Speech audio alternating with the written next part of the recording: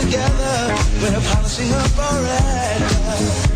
If you've never been held down before, I know you refuse to be held down anymore.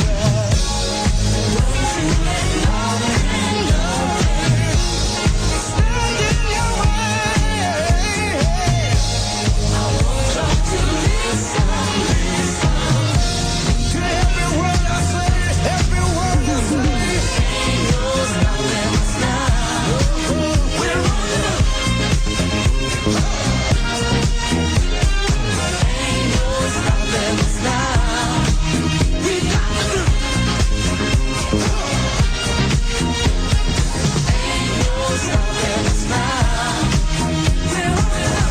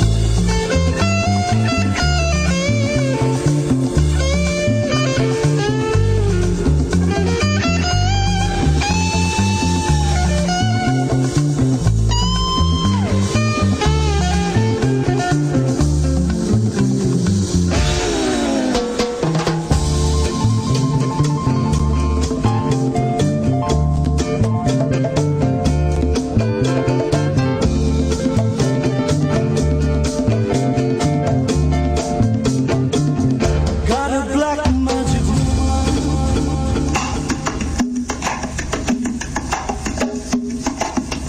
Emerging from a cocoon into a caterpillar, from a caterpillar to a butterfly. The metamorphosis is here, it's live. Metamorphosis.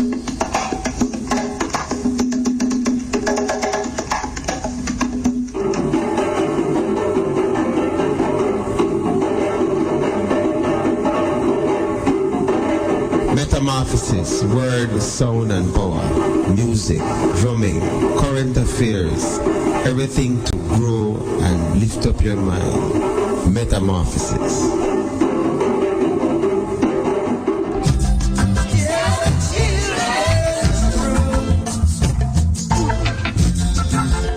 Metamorphosis, creating beauty and stimulating change from a constant supply of relevant knowledge and information.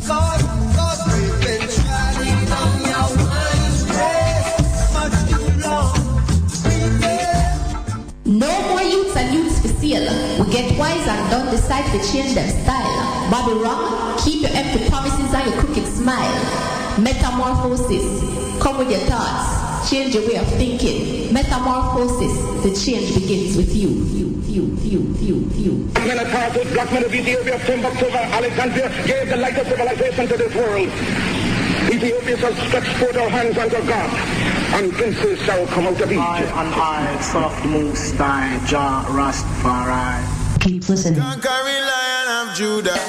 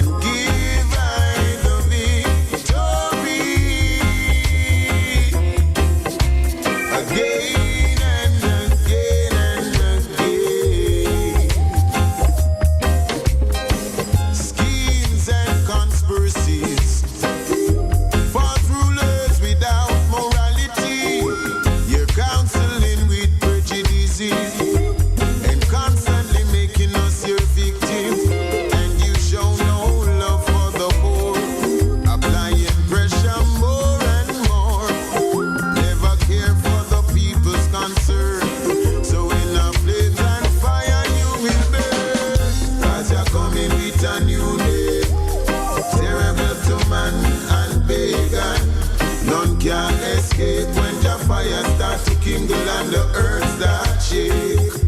Oh gosh, the conquering lion is here to break every chain and give I the victory again and again and again. See, every day my people struggle to survive in a world of poverty and genocide, and the basic needs for them to stay alive makes it so critical. See, but Father, come down and pour out your heart, have mercy on the weak in spirit and the poor in heart. Deliver them quick before them get caught in false rituals. Ooh-wee. Draw not your face from them in ignorance, soldier. With them you made a covenant, deliverance, soldier. Oh yes, Jah kingdom come down. Hey.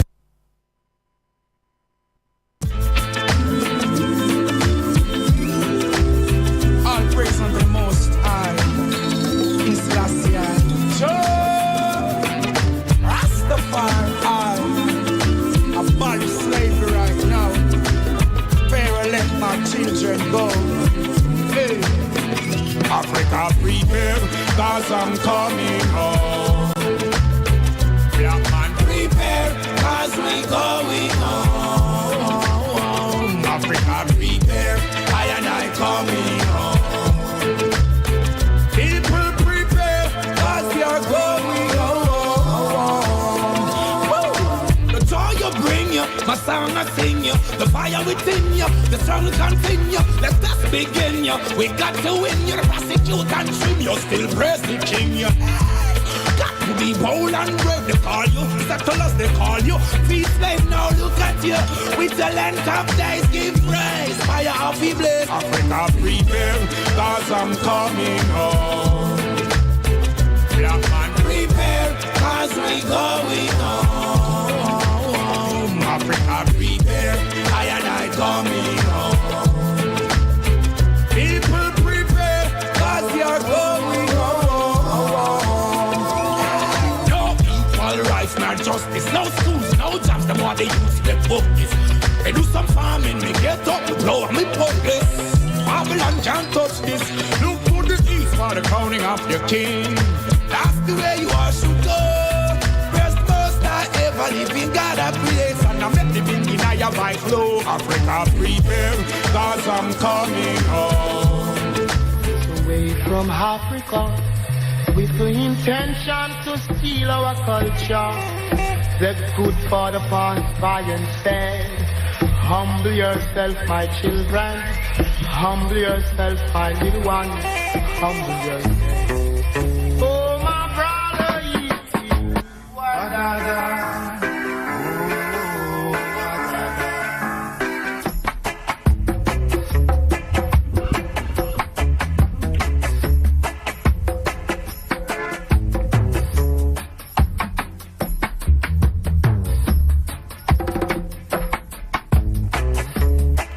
Metamorphosis.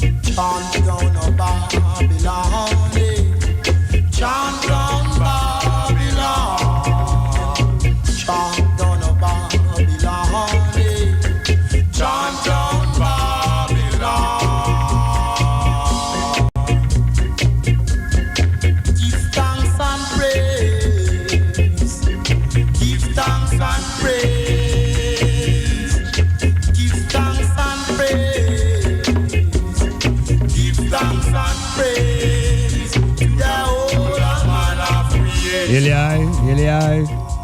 Then I'm still in. Greetings. Dr. Iman Black here. Metamorphosis live.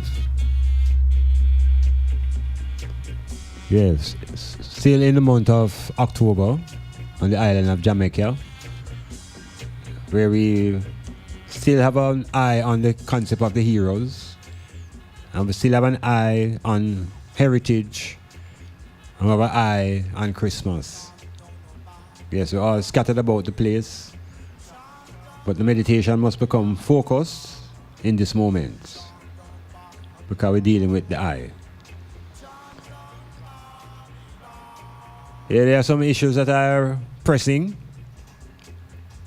and they may not flow in a smooth way, but they have to come out.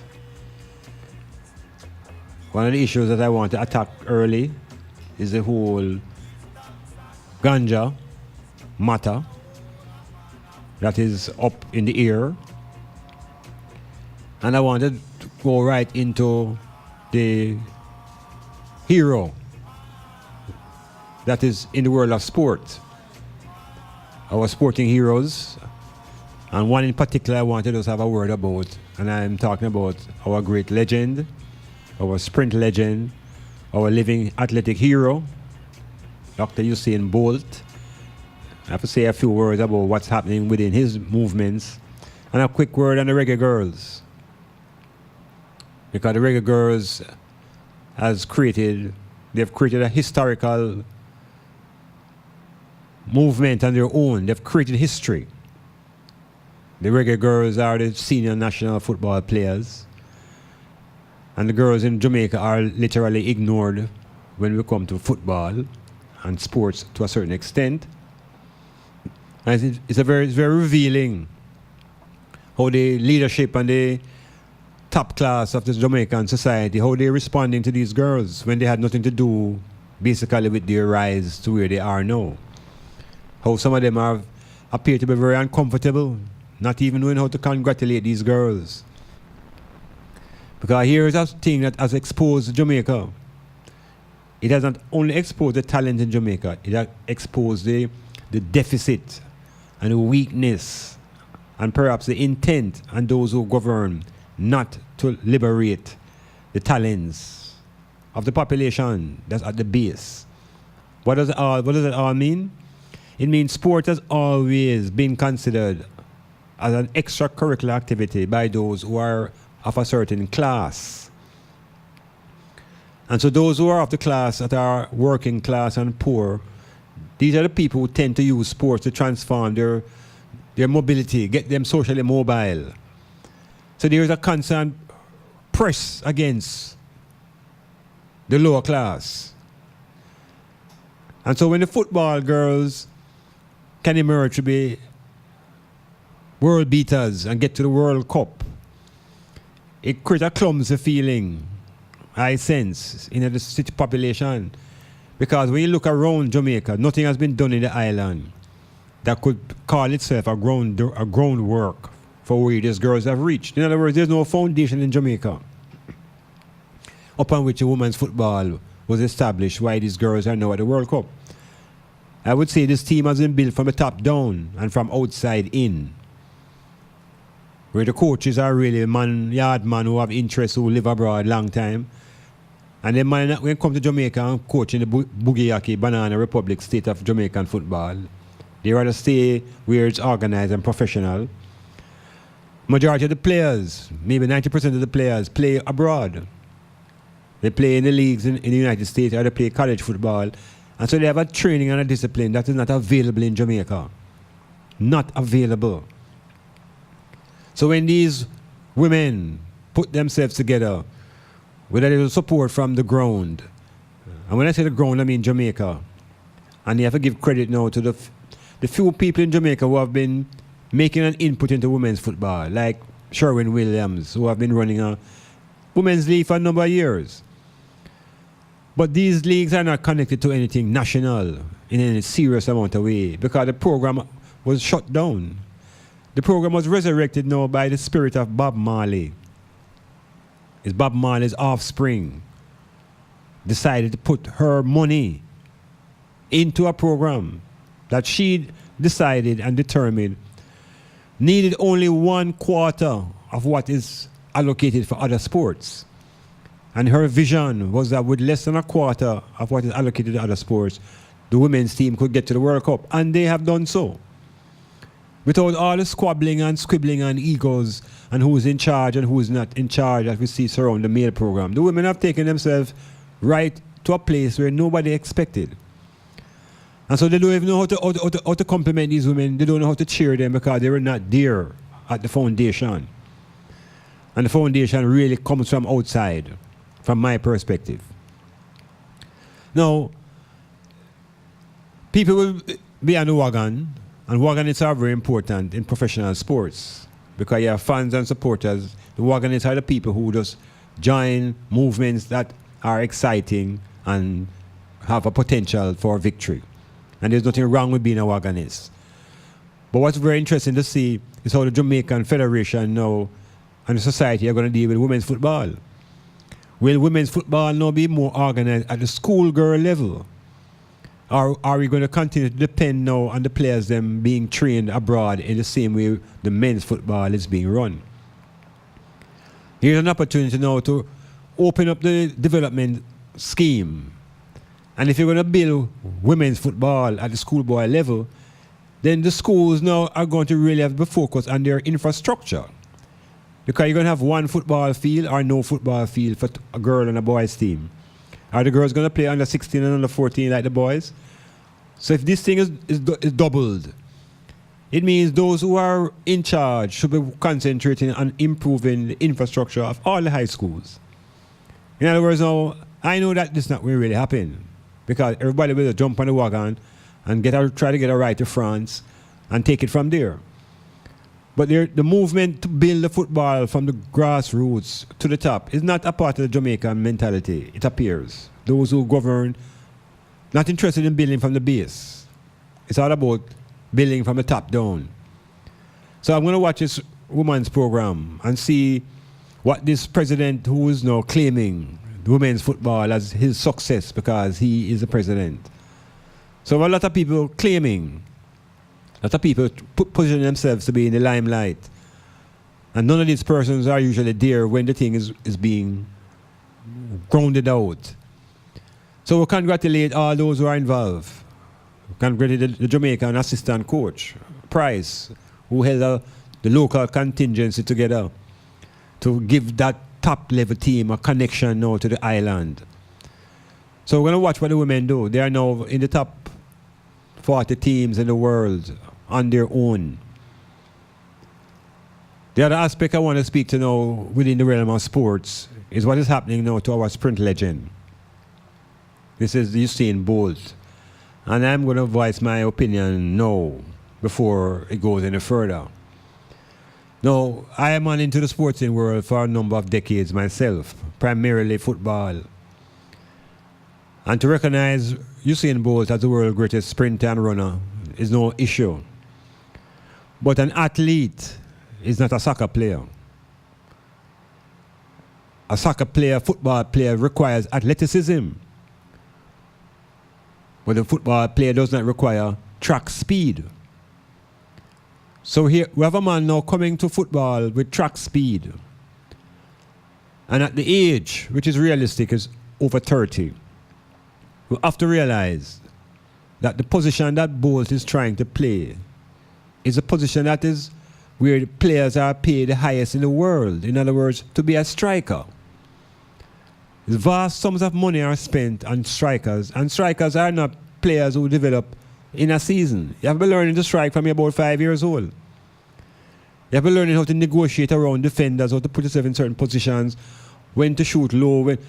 It's a whole set of habits and a mindset that develops over time. And in the same way Bolt puts time into developing his mindset to be a great runner, football players must do the same thing too. So I think it's becoming like a disrespect to the football fraternity for a man over 30 now to try to achieve professional status as a striker. So when you look around the world and all these other men who play football for them life, and them playing a second division, and them is a striker, and them like to get to the first division, and that is what your life is about.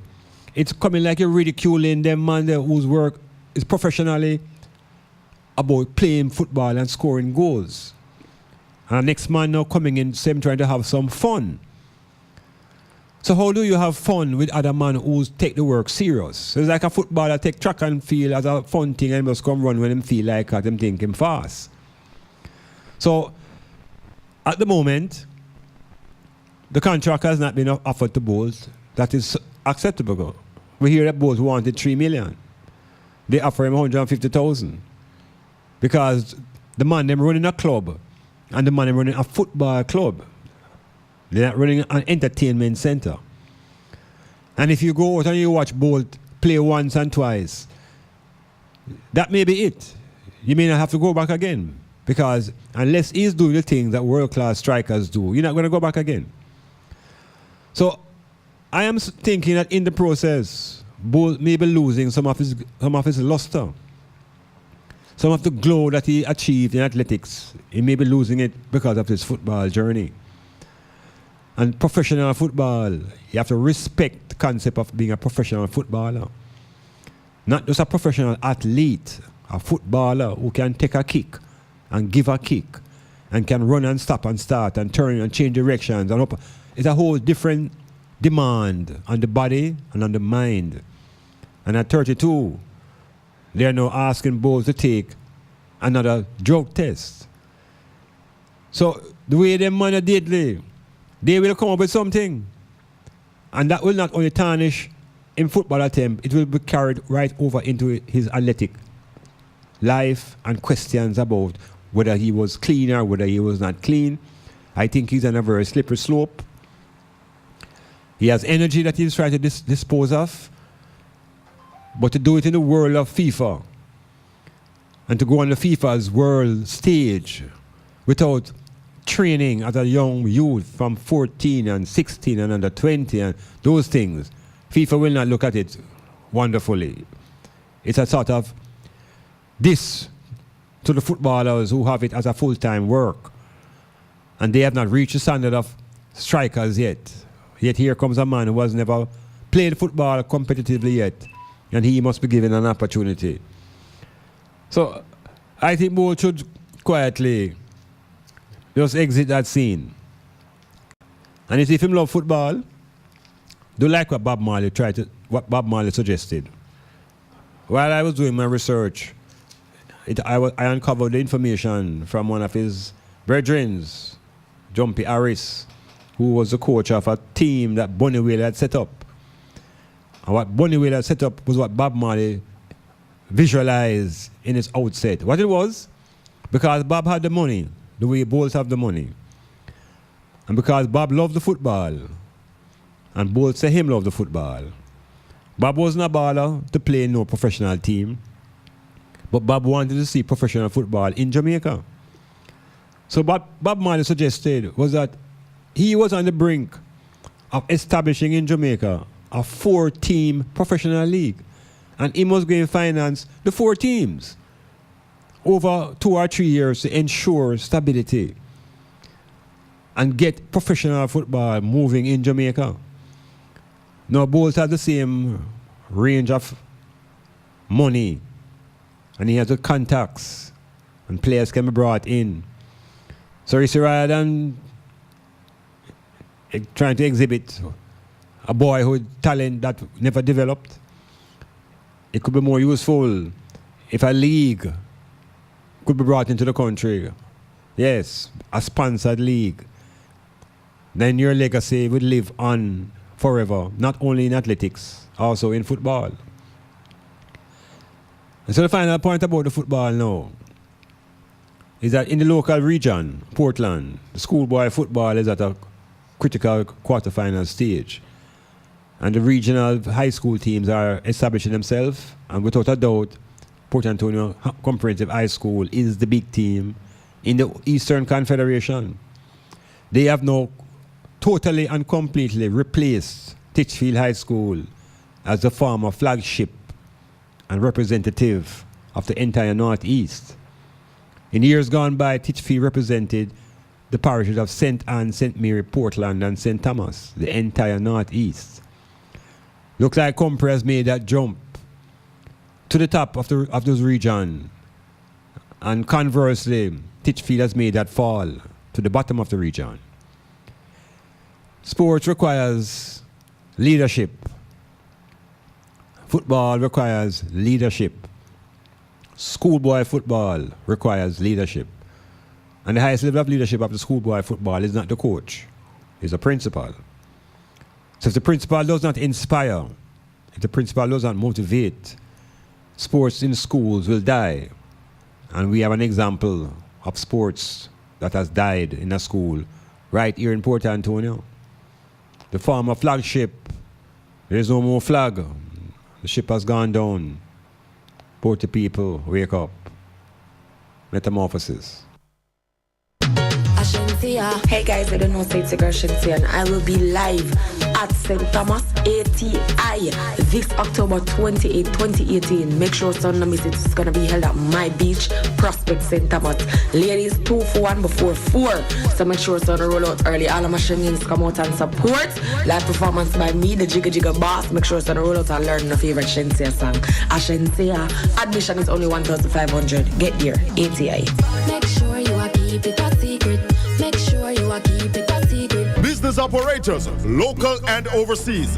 This announcement is for you. Styles FM is an internationally known radio network with worldwide listeners in over 120 countries. From our studio in Port Antonio, Jamaica, to the ears of the people in your community, our listeners can be your new customers. Styles FM is an economical, efficient, and effective advertising option for your business. No matter the size of your business, there's always growth potential. Styles FM provides the customer reach needed to realize that upward movement. So procrastinate no more. Advertising is a must. For more details on how to advertise with Styles FM, visit www.stylesfm.com or email info@stylesfm.com or call us on 876-518-2399. Styles FM, the world listens.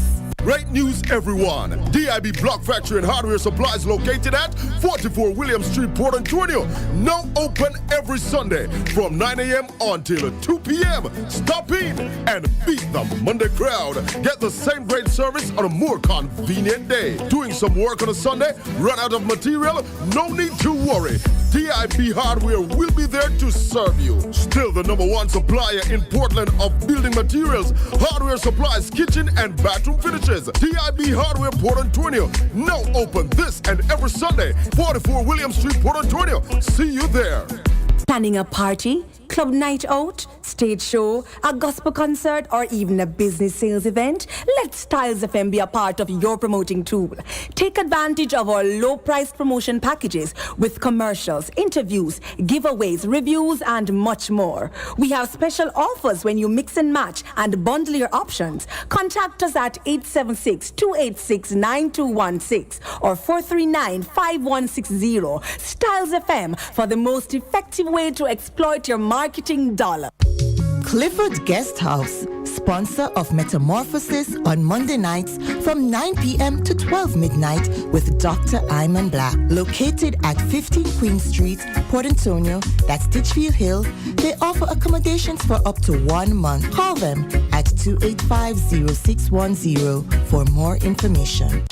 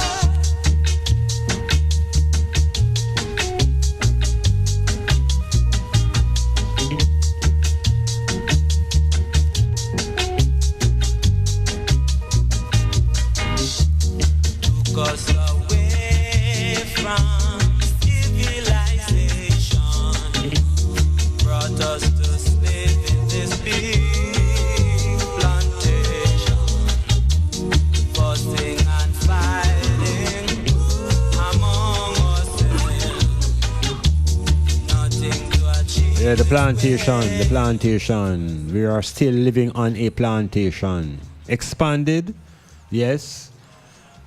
Expanded to the extent that the descendants of the slaves now have motor cars. Yes, they can now travel around the plantation. Some of them even have visas. They can fly away from the plantation. But then they land in a bigger plantation because the whole Western world is a plantation. And plantation because it was structured by the Europeans. And the plantation is a site of slave labor, where resources are extracted and sent to the center. So here we are on the plantation in 2018, going through political processes called emancipation and independence and all sorts of labels. But the essence of everything rests in the economics.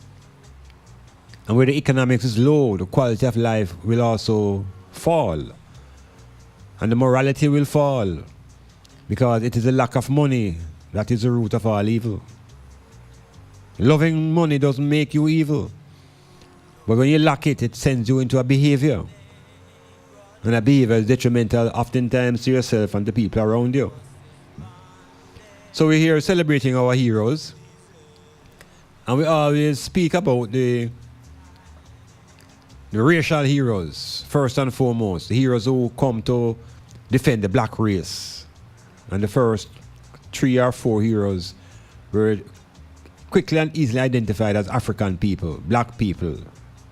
But there's one of those heroes now along the tradition who was a mixed race man. Right? A mixed race man. This now happens to be George William Gordon.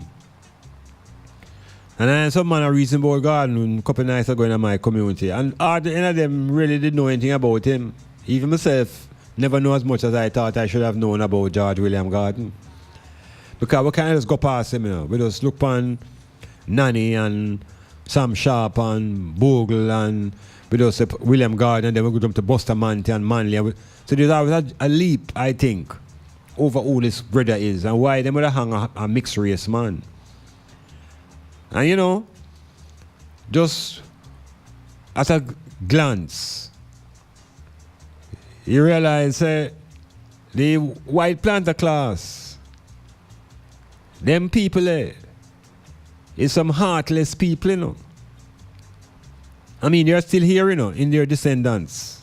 They're here and they're still heartless. But it appears that William Gordon rubbed them the wrong way. Yeah, he rubbed them the wrong way. William Gordon and Paul Bogle became brethren. And apparently it would seem as though William Gordon, wealthy man, politician, landowner, but he had a streak of what I call justice in him. There was a streak in him that allowed him to see injustice. And as much as he was racially privileged, that consciousness, or let us call it now the conscience, I want to discuss a little later on what is conscience and how it developed. He had a conscience and the conscience prick him.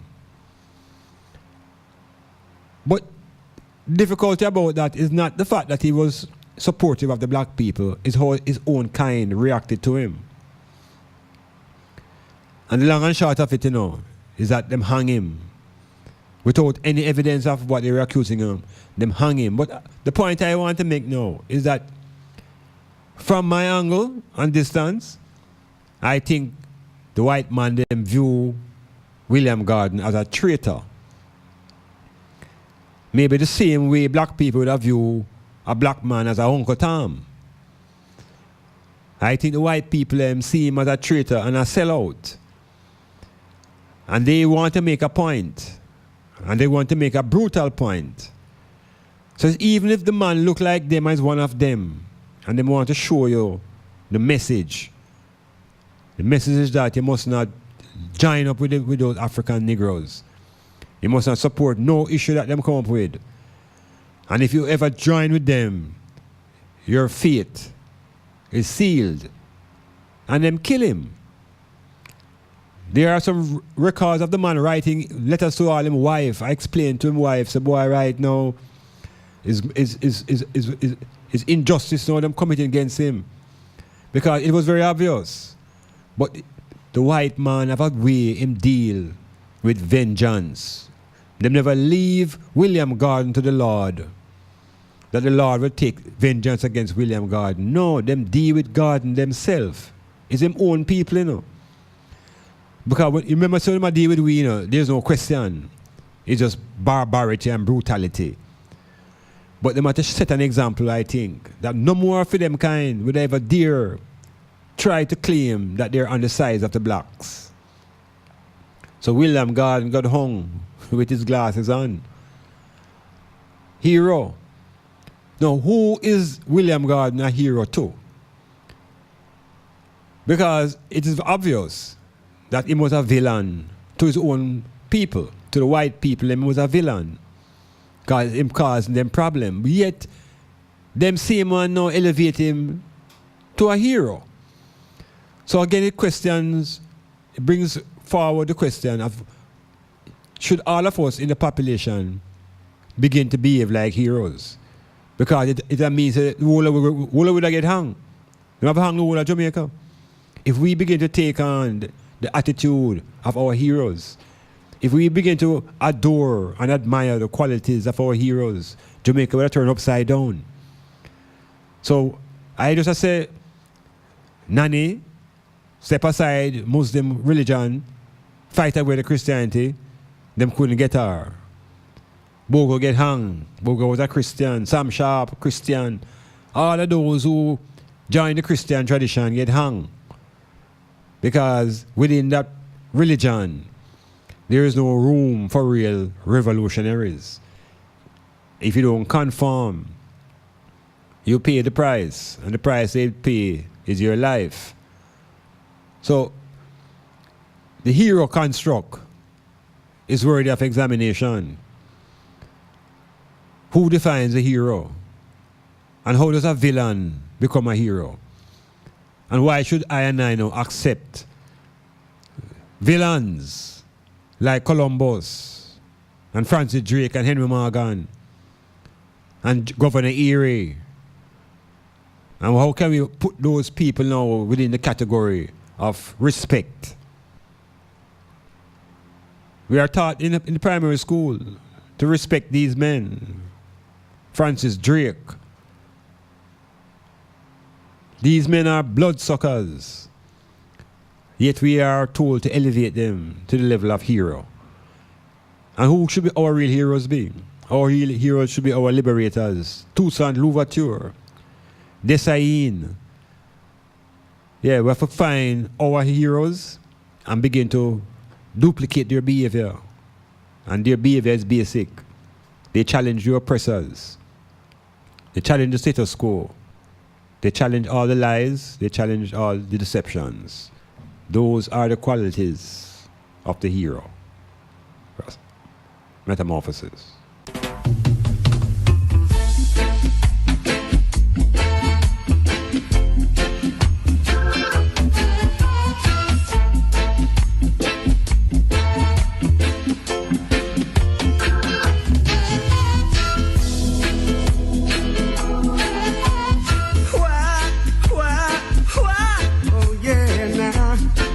Must the black man strength? Why people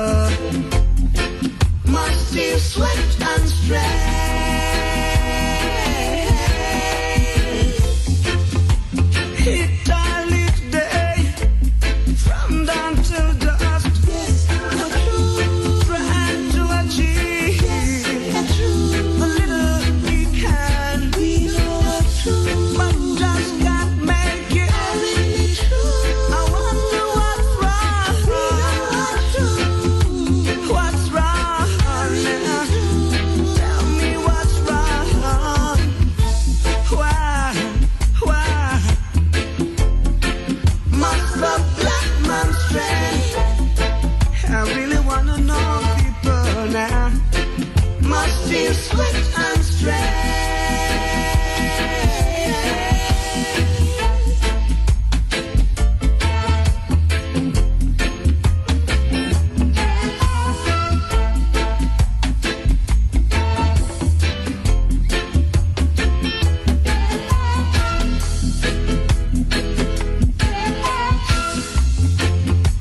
Each time, each day, from dawn till dusk, trying to achieve a little he can, but just can't make it.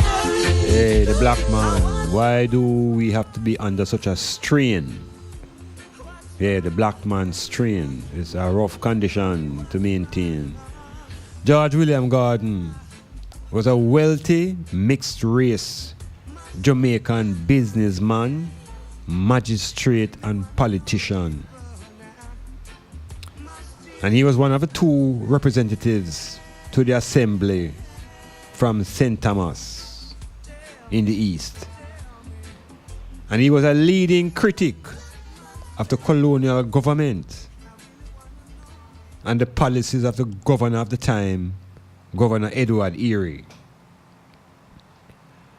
So here is a mixed race, wealthy Jamaican businessman who failed to see eye to eye with the colonial government system, which has not changed much today.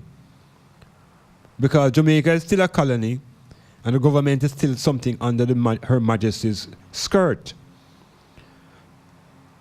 So William Gordon was arrested and he was charged for complicity in what is now called the Morant Bay Rebellion in 1865. Complicity, tricky language, a very difficult thing to defend because the governor was insistent that this man was a sellout. And we know that Governor Erie was one of the most barbaric men who ever hold a position of leadership here on this island. So on that basis now, George William Gordon, along with, well, on that basis now, he was conferred with the Order of National Hero in 1969. Now, all that is good, you know. And all that is good that every October we speak about what these people do, like a record that goes around and goes around and goes around. But what do we do every year? And how do we transform ourselves yearly by what these men have done? Well, one of the things I just want to speak to you about now is because Gordon was a mixed race man, it means he had African in him and he had some European in him. But it appears that more importantly, he had a thing called conscience. Yeah, conscience. Now, what really is conscience? What is conscience? And how is it we actually arrive at a conscience? Is it something that we're born with? You're born with a conscience? Cassidy, you're born with a conscience? Eh? You're born with a mind. You don't even sure of that, you know? You don't even sure of that. Here man say, I mean, if I ask him, wait there, you know, he's going to tell me in your head? I know in your head, he'll tell me, say you have your mind. Which part of your mind there? No, I don't have any, you know, where your own is. No, I don't have any, that's my thing. I'm free from that. So, you know, yeah, so we're going through. I don't have any. But we're talking about the essence of what we call conscience. Because it's something that we maybe don't talk about or even think about, but you're supposed to have it. And when somebody does something that you think is out of line, you say the person have a conscience. So what is this conscience thing now? You lend a man your money, and you make him know, say, look, I'm a rent money, you know, and the rent due next week. And the man comes to you with a crucial emergency, you know, and I tell you, say, oh, No worry yourself, man. Friday rent day, you get it back Thursday. And you tell the man, say, look, you're the landlord, don't have problems already, you know. So no make it add up, you know. The man that swear upon God to you. Yeah, when a man swear to God to you, you know it's a lie, I tell you, know. Yeah, when a man draw that swear, they just know it's not true. And you take your money and give the brethren. And when Thursday evening come, you can't find him. And when Friday morning come, you don't see him. And you see him Sunday. So after you go through your tremors and scraping and borrowing and you book him up and you ask him for your money and tell him, say, boy, I'm couldn't. One of the things they might tell him, say, he said, brethren, you say, you know, you can't get the money from me again in your car. You don't have no conscience, you know. What is it that the person don't have? What is this conscience thing? And how do we get a conscience now? I mean, I talk to black people now, African people in the plantation, slave descendants of slaves. How did the slaves get a conscience? What is it? And how does one internalize this thing? So I want them think a little bit about what is a conscience. What is it when people don't have it, and how do we get it? Who is it that organize this thing called conscience? Because there are people now who tell you that there are people who don't have any. We have some murderous acts happening in the country to our younger children. And people might say, but look, whoever committing them acts don't have no conscience. What is conscience? Metamorphosis. It is not good to travel today, neither across the ocean. Deserts are dry, water thirsty you. Too good to travel today, neither to cross the ocean. Deserts are dry, water thirsty you. Kill you, kill you, kill you. Kill you, kill you. When it wet, it slippery. When it damp, it cramp your belly. Don't want to see you on the ground. Don't want to see you on the ground. The ground, the ground, the ground. Caution, my brother, caution, take it. Black soul, you black as jet. So black, so black. So black, so black, so black. I'm proud and black. I'm proud and black. I'm rejoicing and black. Who no black, now go black again. Who no black, now go black again. So black. My skin is black. So black. Oh, so black.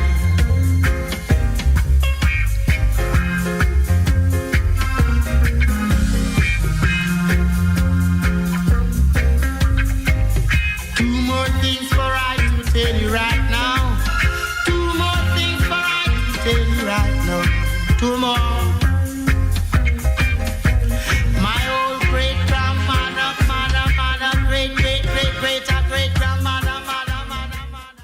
It's the Stars FM Wellness Fair and Blood Drive on Friday, October 26th at the Neville Antonio Park, Port Antonio. Event starts at 10 a.m. to 5 p.m. There will be free blood pressure checks and blood sugar tests, STI and HIV screening, pap smear, financial wellness advice, prizes and surprises. This event is sponsored by Native Audio Stage and Lighting, Portland Municipal Corporation, Northeast Regional Health Authority, Ministry of Health, Batunde Medical Center, National Housing Trust, Chris and Charles Investment, Bobby's Cafe Bar and Grill, Falkland United Community Club, National Council on Drug Abuse, Portland Cooperative Credit Union, RADA, Jamaica AIDS Support for Life, Port Antonio Hospital, National Blood Transfusion Service, CTC Graphics Designing and Printing. You're invited to come out and be a part of the day's events. Come, save a life and be a blood donor. It's Wow Factor Tuesdays with Chungy and Shelly. Every Tuesday from 9 a.m. to 1 p.m. It's entertainment and interaction at its best. With features like the Share to Care segment, the Uprising 10 Countdown, and the ever controversial Love Break. Yes, it's the Wow Factor. Your Tuesday mornings will never be the same again.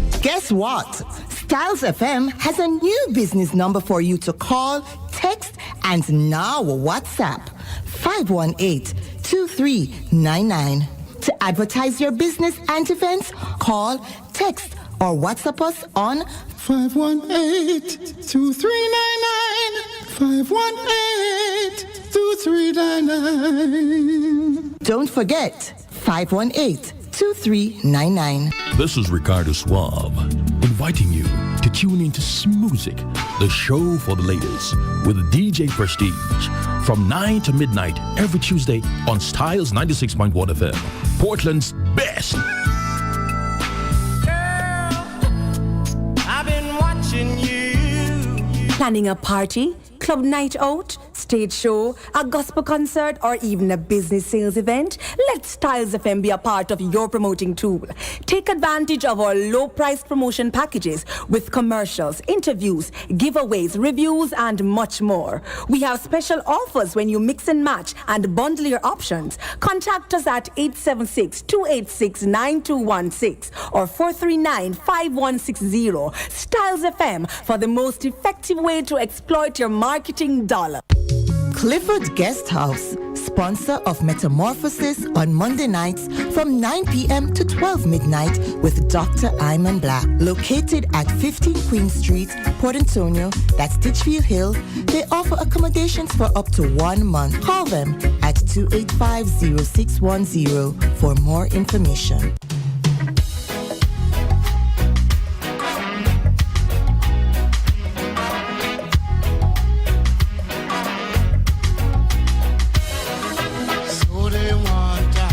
Change my identity musically. So they want time to change my identity musically. Some music race, commercial race, political race. Some music race, commercial race, political race. So they want I to change my identity musically. So they want I to change my identity musically. My identity. Your work must be done. Your work must be done. Your work must be done.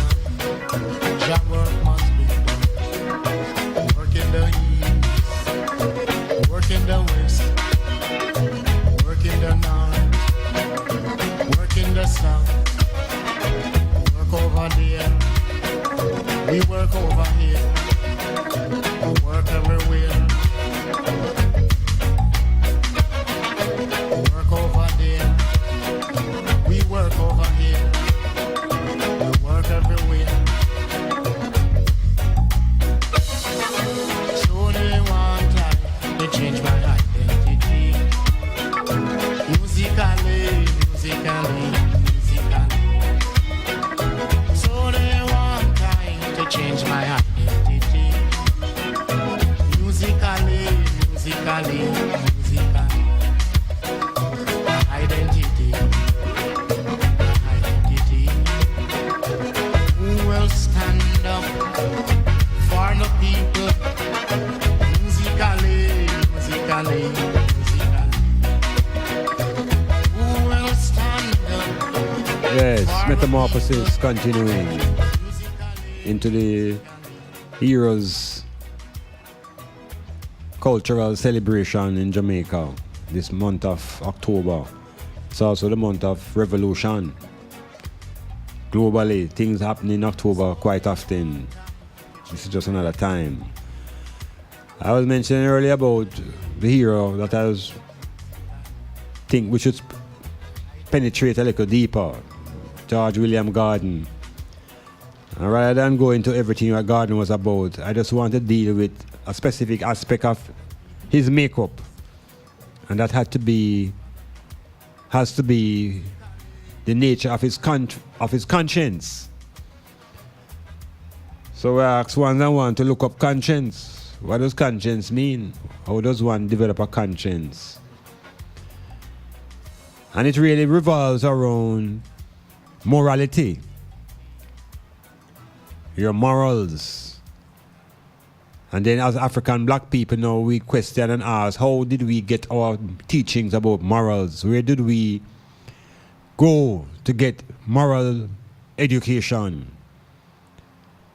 And the fact of the matter is that when we talk about conscience, we talk about a section of the personality that is responsible for feelings like feelings of guilt. So we're going into the emotional makeup now of the individual. So for black people now, we have to check out how did our conscience come together.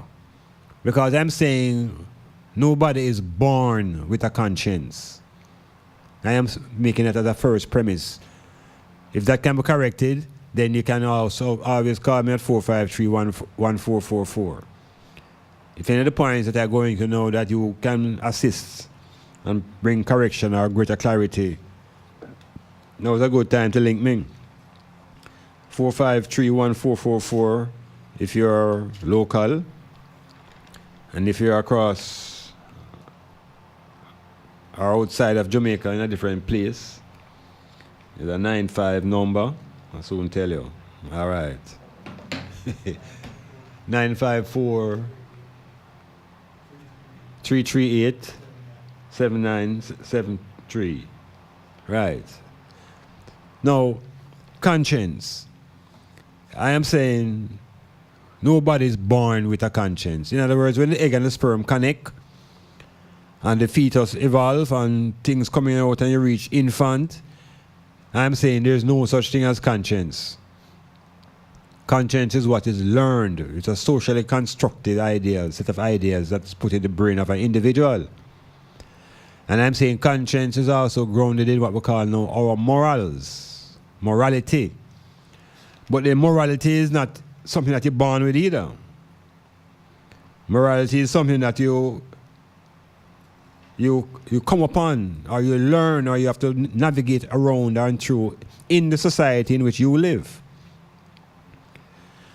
So morality now is a very interesting topic, because for the black people in the Western world, our morality came from the teachings of Christianity.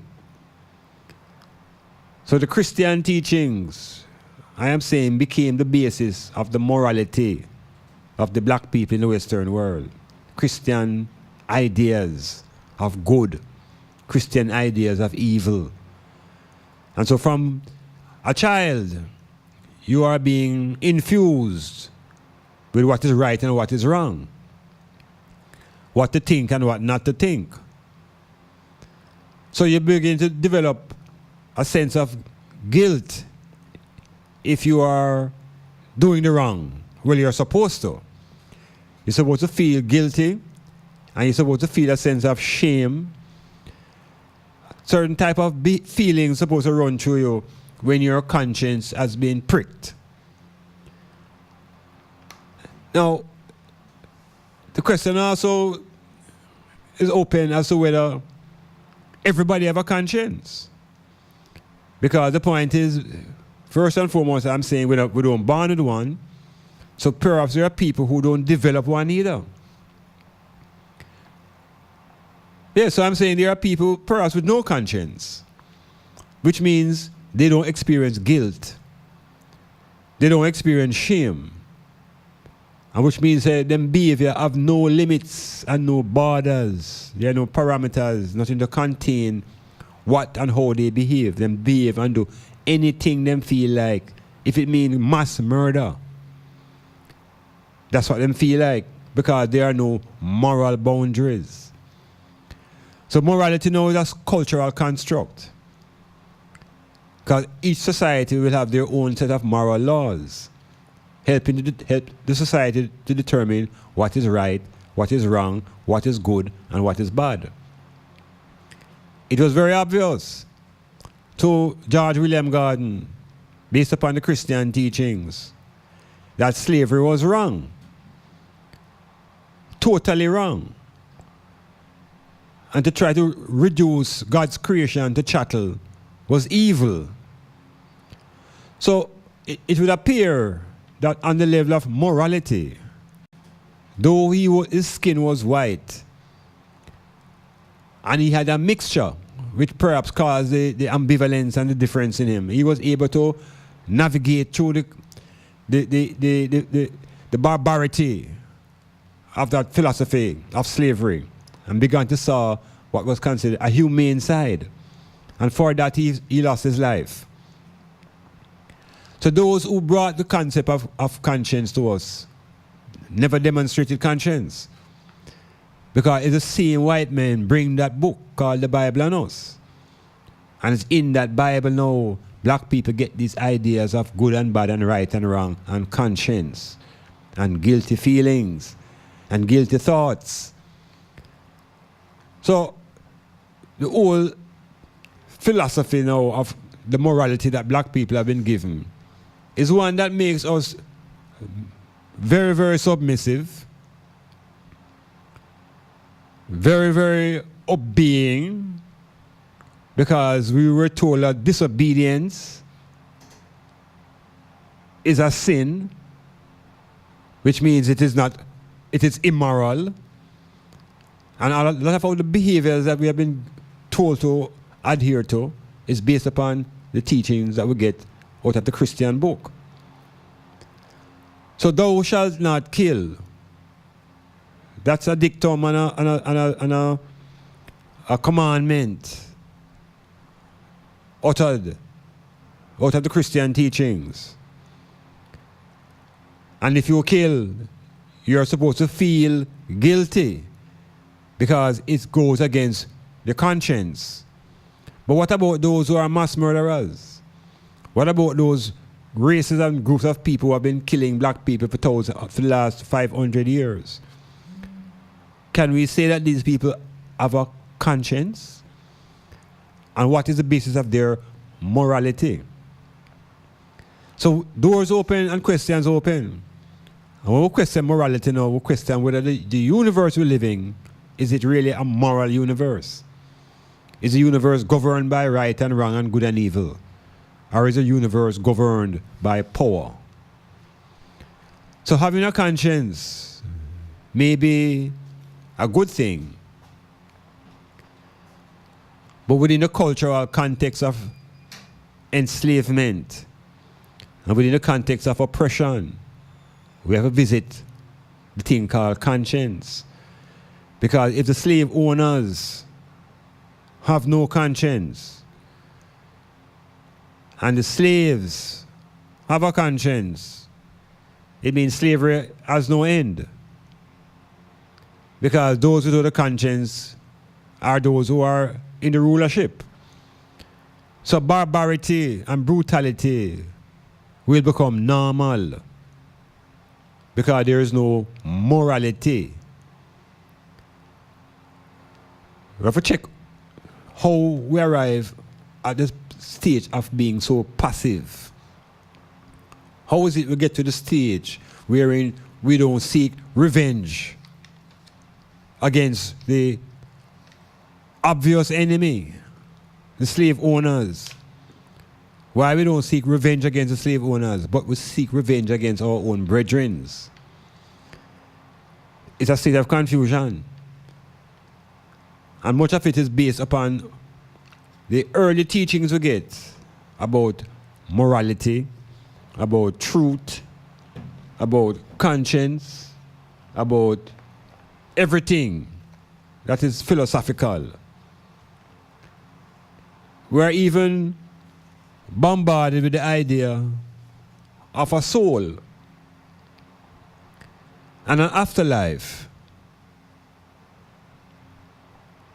So we want to look a little bit now into the concept of the soul. Because it would appear that if the African population is educated into the concept of having a soul, it would appear that the slave owners don't have a soul. Because if you had a soul and you teach about the importance of having your soul saved, then how is it the owner of the slaves can be so brutal? Why is the owner not interested in saving their own soul? So I might conclude that the black skin of the African is the soul. Yes, our black skin is our soul. And the imperative is that we must save our own souls. So we must save our own skin. Yeah, we must save our skin. Because that is our soul at the practical level. And if each one goes about with the mission to save their own soul, obviously that person will be saving them skin. And as one person said to me, does that mean bleaching will come to an end? Eh? It's consciousness we're talking about. So the Christian teachings impose upon us this idea of a soul that must be saved.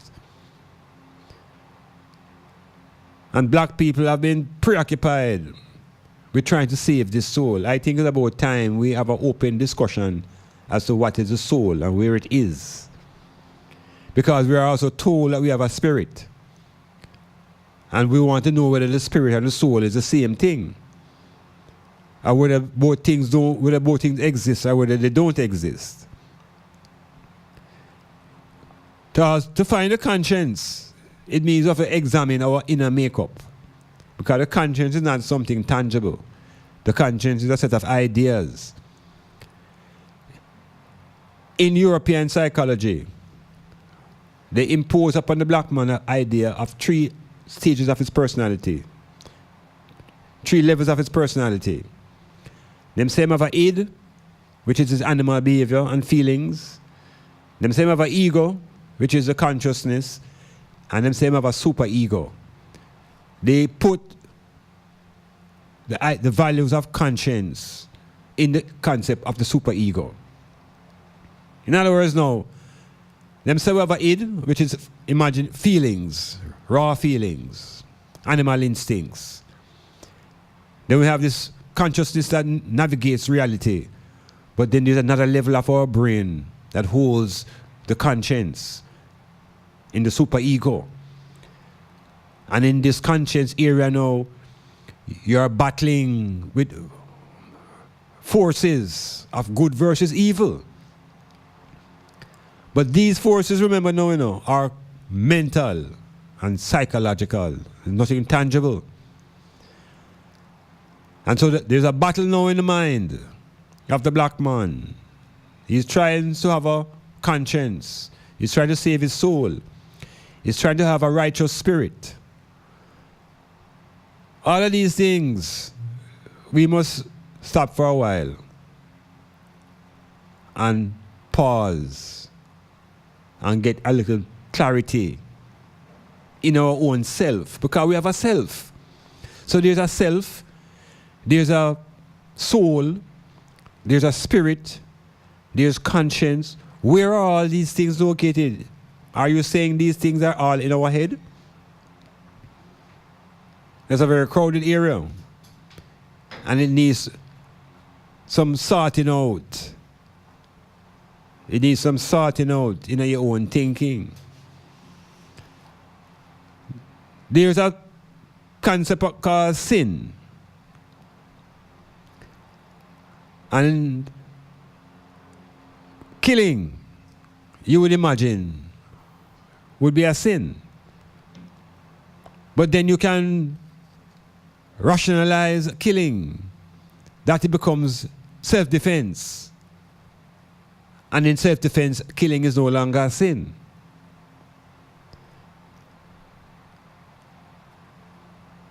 So, 4 sins. All sins can be pardoned, according to the Christian teaching. So if you do have no conscience, and you do something wicked, that is called sinful, don't worry about it. Them say you can be pardoned. You can be pardoned for every sin that you commit. Mass murder, pedophile. But there is one sin that is unforgivable. There is one sin that cannot be pardoned. Anybody know what that sin is? It's not murder. It's not pedophile. It's not rape. It's not anything that is outrageous that you would think. But there is one sin, according to the Christian teachings, that the Almighty does not forgive. Yeah, think about that. This merciful God, there's a sin for which He will not forgive you. 4531444. Tell me, what is that one unpardonable sin? Metamorphosis.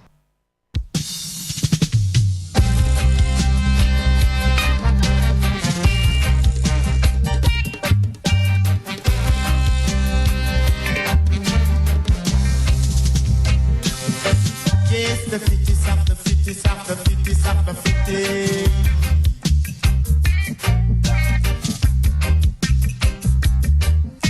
The fitties of the fitties of the fitties of the fitties.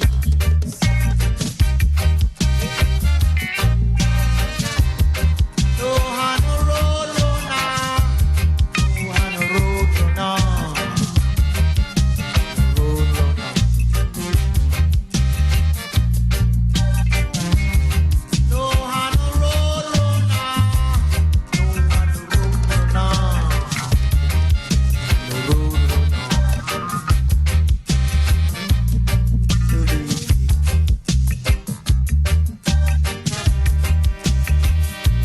Remember His Majesty.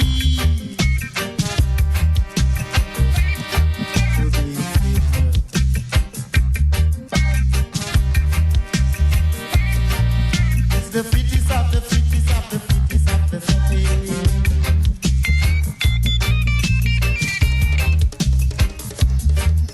Yes, the people are connecting now on the text lines. We have a text that says that the governor was a Jew. Talking about Governor Erie. Gordon was a Baptist. And he made Bogle a deacon in the same Baptist church. The Jews never did like the Baptists. This is what Matrix is saying. Jews never liked the Baptists.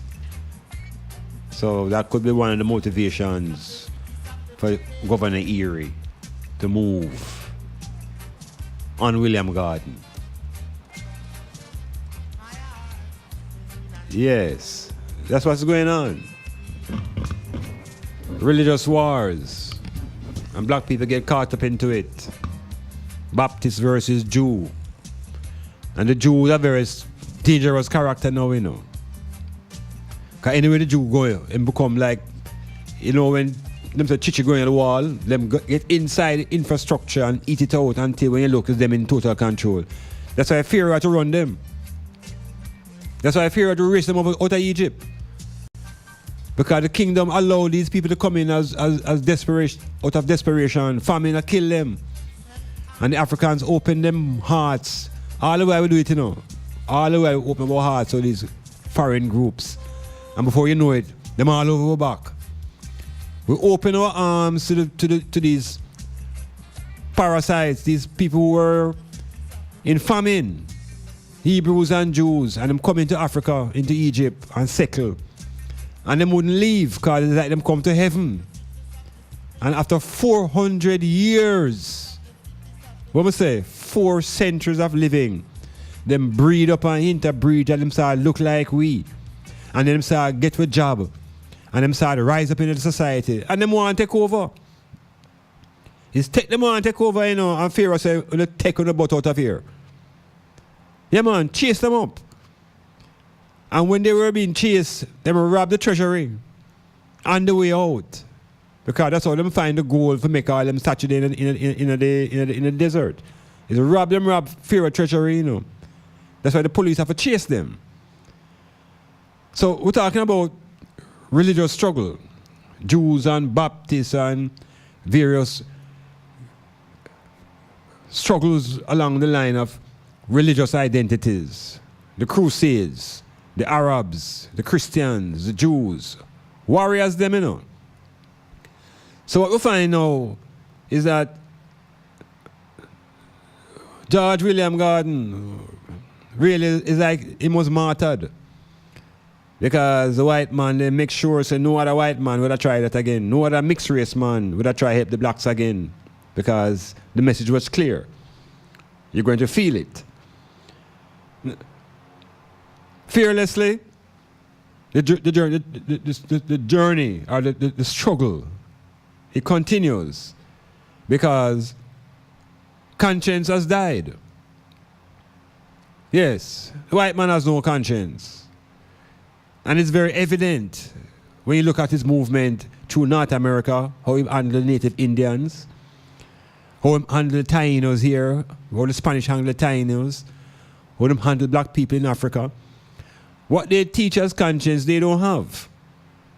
Because the conscience teaching tells you about protection of life and, you know, look out for your brother and this kind of godly behavior. But we're not getting it out of these slave owners.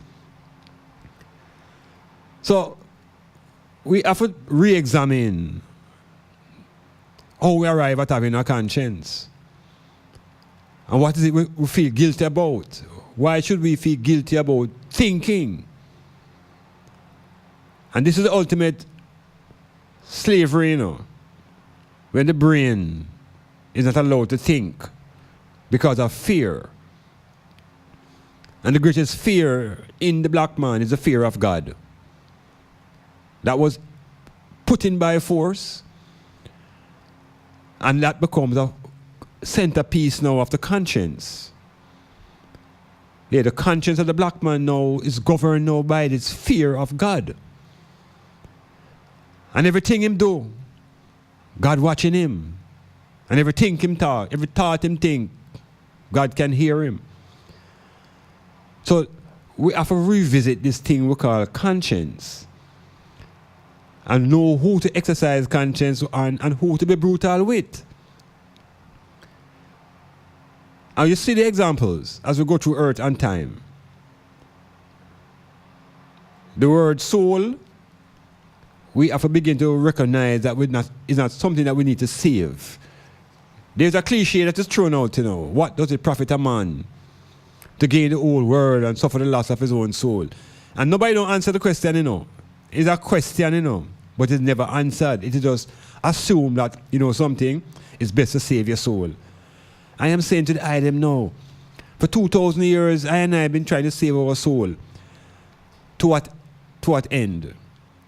What does it profit a man to gain the whole world? There is a profit. What is that profit?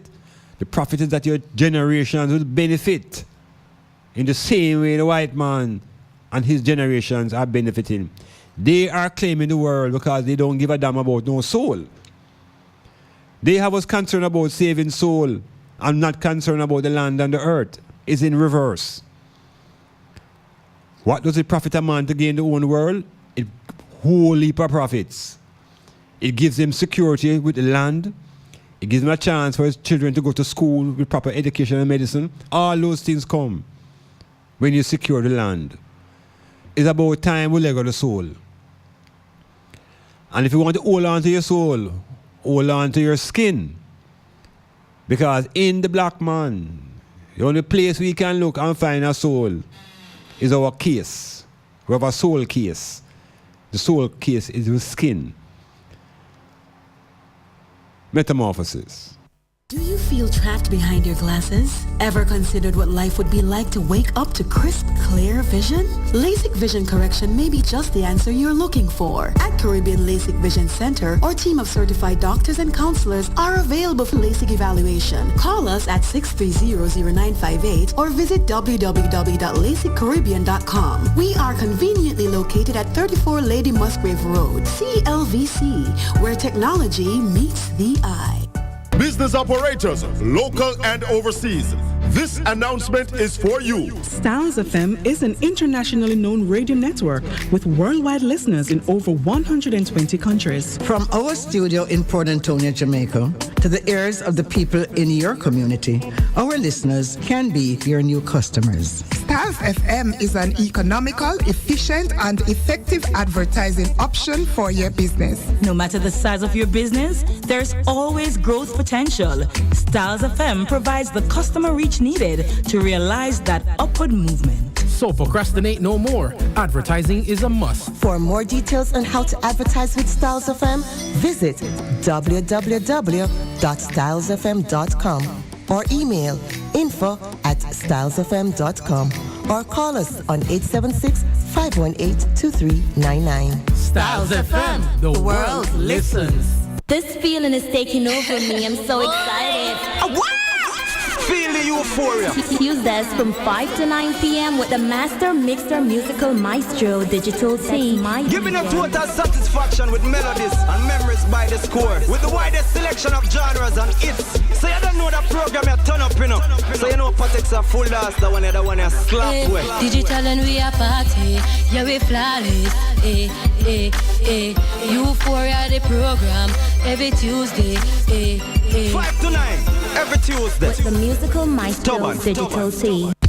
Clifford Guest House, sponsor of Metamorphosis on Monday nights from 9 p.m. to 12 midnight with Dr. Iman Black. Located at 15 Queen Street, Port Antonio, that's Ditchfield Hill, they offer accommodations for up to 1 month. Call them at 285-0610 for more information.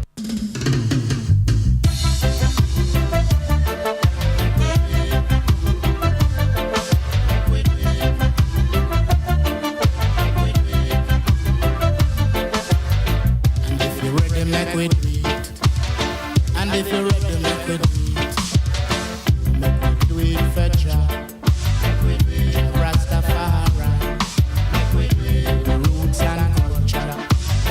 And if you're ready, make it do it and make it do it and make it.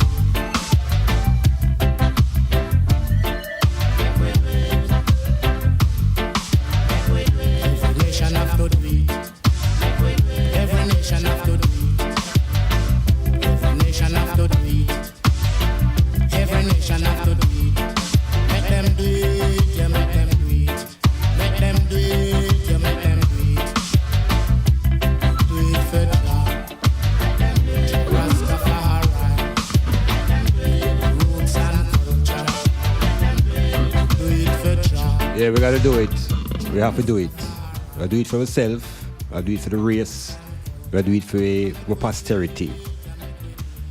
Conscience. Definition. The part of you that judges how moral your actions are and makes you feel guilty about bad things that you have done or things that you feel responsible for. Again, the part of you that judges how moral your actions are and makes you feel guilty about bad things that you have done or things you feel responsible for. So we're saying now the conscience now deals with how you view morality and good and bad and guilty feelings. But that is premised and predicated upon the moral teachings that we get out of the same King James Version. Because that is the book that black people get their moral guidance from. Right, what them call scripture. And the scripture now going to tell you whether you're morally right or wrong. The same scripture now that is constructed by the owner of the slaves. The slave owner construct the language and put the literature out there and tell you now, say you must read that, and from that you will determine whether you're guilty or not. At the same time, the definition tells you about the rootless lack of conscience in some people. people have shown a ruthless lack of conscience. This fits exactly into the model of the slave owner. The slave owner has no conscience, and the slave owner is ruthless, and the slave owner is still here in his generations, still behaving in a ruthless way without any conscience. So what is the basis of black man conscience now? This good and bad thing now. Again, Bible. Good and evil, Bible story. And in that Bible story now, the good and evil is associated with images. And white and black becomes featured. So good and bad now begins to be related to white and black. And of course, all white things are good. So you eat angel's food cake. And then if you want to get into things that are bad, you buy a brown devil's food cake. It is a very deep, entrenched program that we are resisting. And the greatest resistance to that program really came out of a movement in Jamaica led by Rastafari. Resistance to the concept of conscience being driven by a European standard. That Europeans telling I and I know what is good and what we should think about. They now begin to set standards of morality while they have none. So when they come amongst us with them brutality, the morality they teach us tell us to be humble. The morality they teach us tell us to be patient. The morality that we get is told to be able to wait and pray. And finally, leave all vengeance to the Lord. That is the moral teaching we get. And you look at what those who are ruthless practice. They pursue the enemy till the death. That's what them call justice. When we cry for justice, them say, no, leave justice to the Lord. And for 2,000 years, the Lord have so much cases in front of him. Can't manage him. Can't manage it. Heavy backlog. So all I'm saying to the item, this idea of being morally conscientious. We have to start practice it amongst your own self first. Yeah, amongst your family, amongst your woman and your man and your girl and your boyfriend and your children. Make you try practice that moral conscience of goodness amongst yourself. Because we look as if we just extend it out to whenever we go amongst white people, amongst Chinese and Indians. We demonstrate our goodness. When we come amongst one another now, it's like we just get turn into some viragos and get very, very brutal. So something is not working in the program. The program also has us thinking that if we hold on to a good conscience and when we die, it must be that same good conscience now is going to go into the afterlife. So we are preoccupied as well with the concept of the afterlife and the whole soul idea. So the soul and the conscience and the afterlife, we get caught up into those dimensions of thought and we live in the practical earth and the control that we must have over ourselves here. When we talk about afterlife, I have a look up Sunday program on Facebook, and a virgin put up that question to ask, is there any difference between reincarnation and another thing he mentioned, I soon tell you, but him talking about life after death. And I'm saying, we, the black people, those particularly in Christianity, seem to be the most obsessed people with this idea about life after death.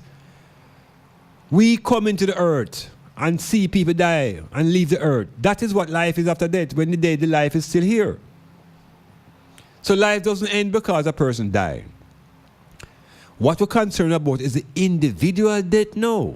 Because here we are, now we get tricked into believing that something is going to be left after the physical and the brain expire. And that's where the reasoning reach. Something is going to be left after the brain expire. I'm going to tell you tonight, Him say after all the organs shut down, him say the brain is the last one. Well, never say that. Him say if the brain is the last organ, it takes 6 minutes for the brain to shut down. And when the brain shut down, everything dead. Now, are we saying that when the brain shut down, something else remains? Because when you breathe your last breath, it's air, you know. And your breath becomes air. It joins the air that surrounds you. So what is it we are trying to insist remains that now can be judged as conscience? Them tie we up, you know. Them tie we up into this imaginary concept of afterlife. When afterlife simply means life. Because life has no after and life has no before. Life is immortal, life is eternal. So people more concerned about what happened after death. And after death is an experience that nobody has. Why are we preoccupied with what nobody knows? Why does it become a part of our daily existence when we have ourselves to focus on in today's life? So the Christian teaching that have us trying to build up this conscience and to save this soul that can go into a place that will be judged is all illusionary. It's all an illusion. And I'm saying the concept of afterlife means that when you die, what is afterlife is what is still living. Meaning your generation, the trees you plant, the artwork you leave, those things will kick you into the dimension of being immortal. So if you want everlasting life, I'm not searching for no everlasting life unless it's everlasting health, everlasting wealth in combination. Otherwise, it's healthy life. And what is composed will decompose.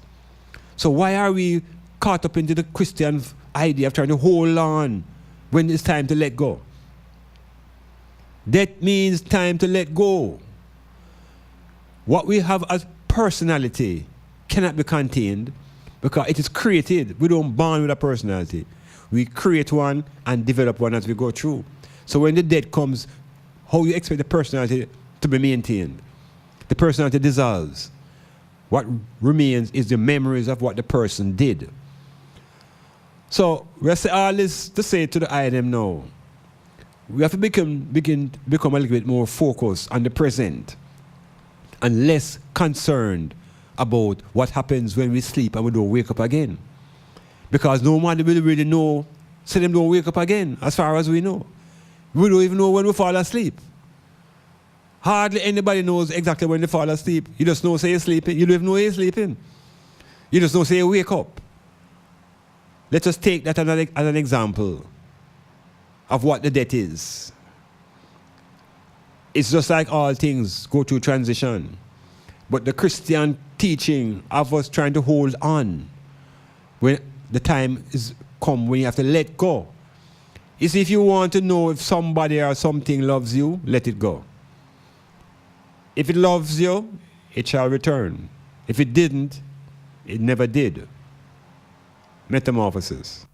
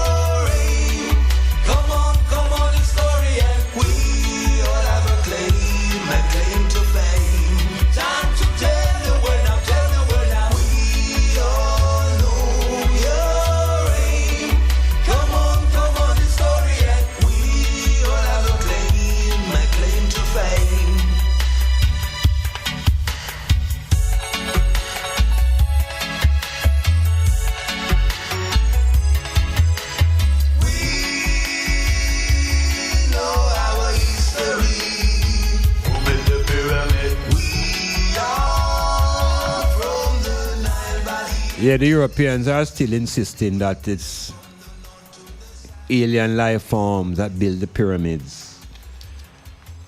Whatever is beyond their understanding cannot be attributed to black people, you know, because from their point of view, black people have no intelligence.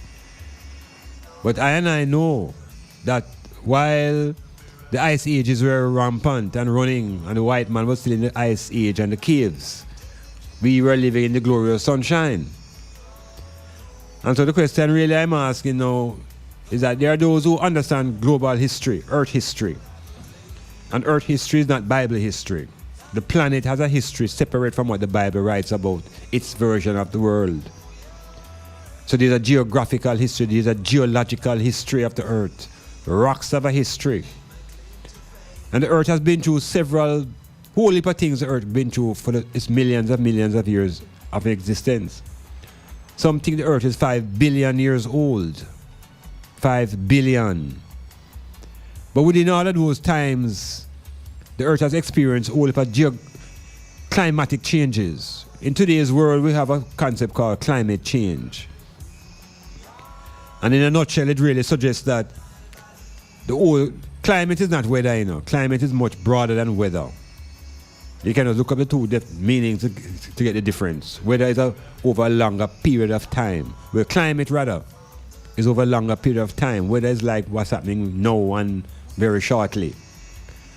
But climate takes time to change. And this earth, we are being told now, is undergoing a warming. A global warming. Human beings have used their technologies and waste products to destroy the environment, the ozone layers, destroy the ocean, destroy everything, and the earth shaking. We have enough earthquake of late, flooding taking places all over the world, fires, whole heap of destruction, because the earth is in a crisis. Because the human beings, the Europeans, have set the stage of destruction. Part of their psyche, in their collective conscience, is destruction. Now, the earth, we know, as they say, is warming up, but it has a history of experiencing what was called ice ages. There were times when the temperature of the earth dropped lower, just like how there are times now when the temperature is rising. Let me just say this first. When the temperatures rise, you know, it causes the ice at the poles to melt. And when the poles begin to release water, it raises the level of sea, it raises the sea level. So in other words, more water now being added to the ocean when the poles begin to melt. This is just a common logic. Which means that countries that have coastlines are going to be the first to be affected by the rising tides. So coastlines will, after a while, perhaps disappear if the human beings continue at this rate. But I want to speak to Africa now, because the earth has had several ice ages where the temperature drop and earth freeze, literally freeze. But Africa, we never really hear about how Africa survived during these ice ages, because from a geographical sense, the equator, which is the hottest zone in the world, runs right through Africa. And what would happen at the equator during the ice age? Where were black people during the ice age? It's coming like we don't exist. We don't hear about ourselves during these ice age periods, because the European who's writing the global history don't put it in the history, and our writers are not searching for ourselves in those areas. So with all of these ice ages, I am saying black people never suffer from ice, because ice can survive in the equator, the hottest part of the world. So we're not a part of that history, and we have to recognize that we don't have ice culture. We're not coming out of the Iceman culture. We're not coming out of the caves. We're not coming from an environment where we have to be struggling against nature just to survive. We're coming from the Nile Valley. We're coming from the Congo River. We're coming from places that are fertile. And so we have a mentality that is connected to that environment. It's that a mentality that thrives on competition. It's not a mentality that thrives on overpowering nature. We have a mentality that was always about cooperating and being at one with our environment. But we have lost much of that because being brought into the Western Hemisphere now and transformed into slaves and chattel and given this Christian religion, we have no idea. We have lost the ideas about our black self. We have lost the confidence to recognize who we are as a people historically. And vitally, we don't seem to be trying to make a claim anymore on the culture that Egypt showed us. We are searching for cultures and we're looking all over the world, and yet we are resistant to look in the Nile Valley. Nile Valley culture is the key to the overstanding of yourself in this time. Nile Valley culture. Nile Valley culture should be taught in our basic schools. Nile Valley culture should be taught to us in Sunday school. But Nile Valley culture has been alienated from us. And we'll be given a story that a man lead a caravan out of Egypt. And that caravan took the people away from the Nile Valley. And from the time the caravan leaves till now, we have not reclaimed Nile Valley culture. Metamorphosis is insisting that grab a piece of information that's connected to Nile Valley, and that may be your lifeline into your own self. Metamorphosis. Economic liberation is a duty I owe to posterity. Great Zimbabwe stands, ancient rock solid firm. From now, Draco go down.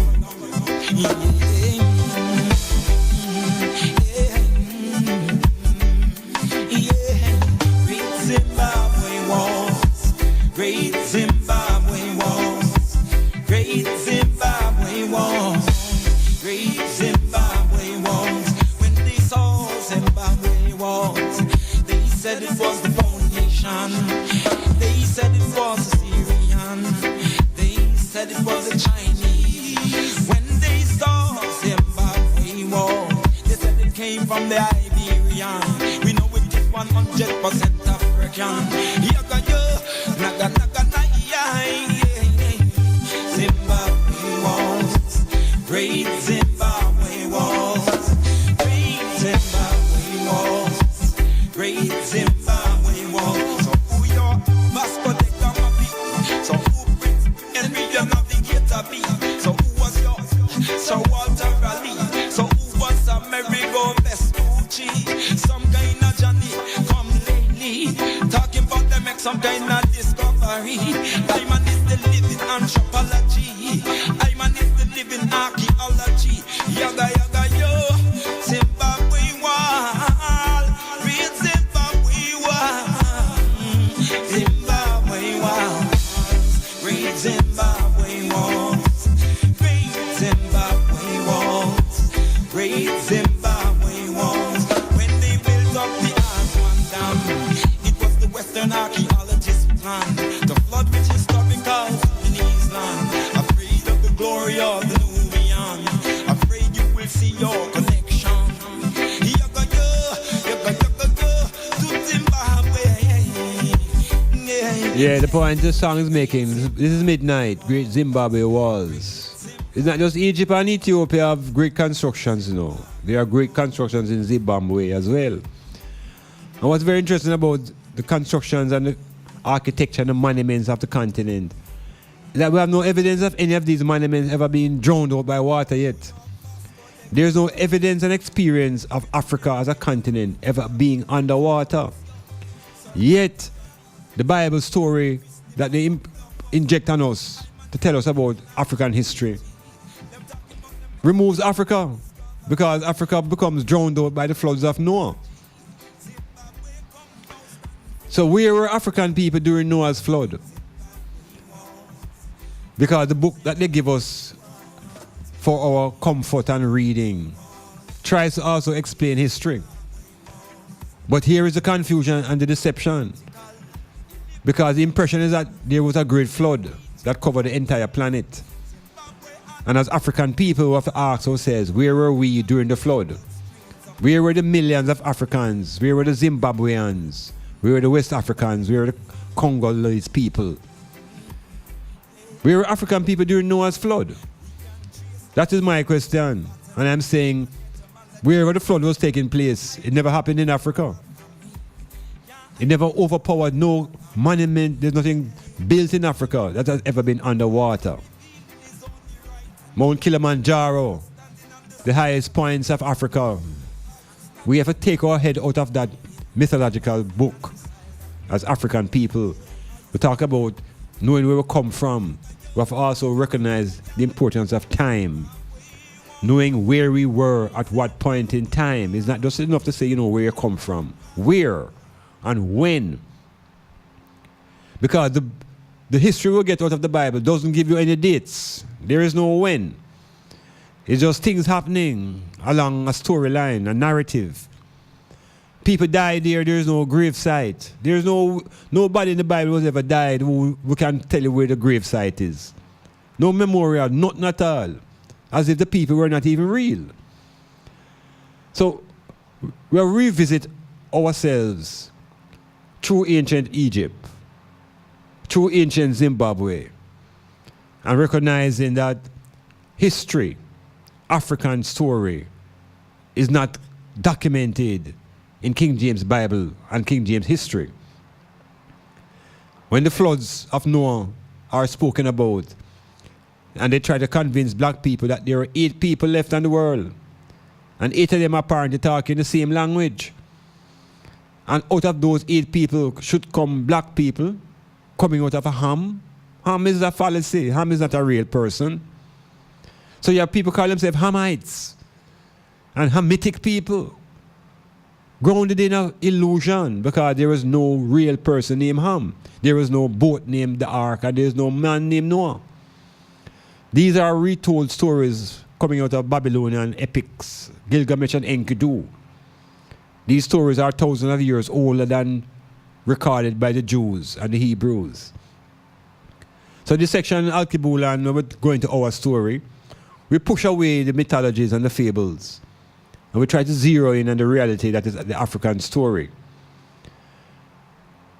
We make our own mark, and those marks are in monuments, and these monuments have withstood time and gravity and wind and all the forces of erosion. These monuments have withstood. So the creative mind that established those things are just as powerful that time as they are today. Why we can't see it is because it is all covered by mist. And much of the mist comes out of the teachings, out of that book that confuse black people and tell them that Africa will drown out and everybody coming out of an ark. So you imagine now when Noah collecting his animals, him get 2 kangaroo, because them leave Australia, or he went to Australia and collect them and come back. And when him open the ark, the kangaroo them jump out of the ark from the mountain of Ararat in Turkey and hop all the way to Australia to start them life again. And we must take that as real. C'est impossible. Many African children really living in a concrete situation. How will they boy? African children are living in a concrete situation. African children, I wonder do they know where you're coming from? African children down there is in a concrete situation. African children, I wonder do they know where you're coming from? The whole of the nation living in these tenements, crying and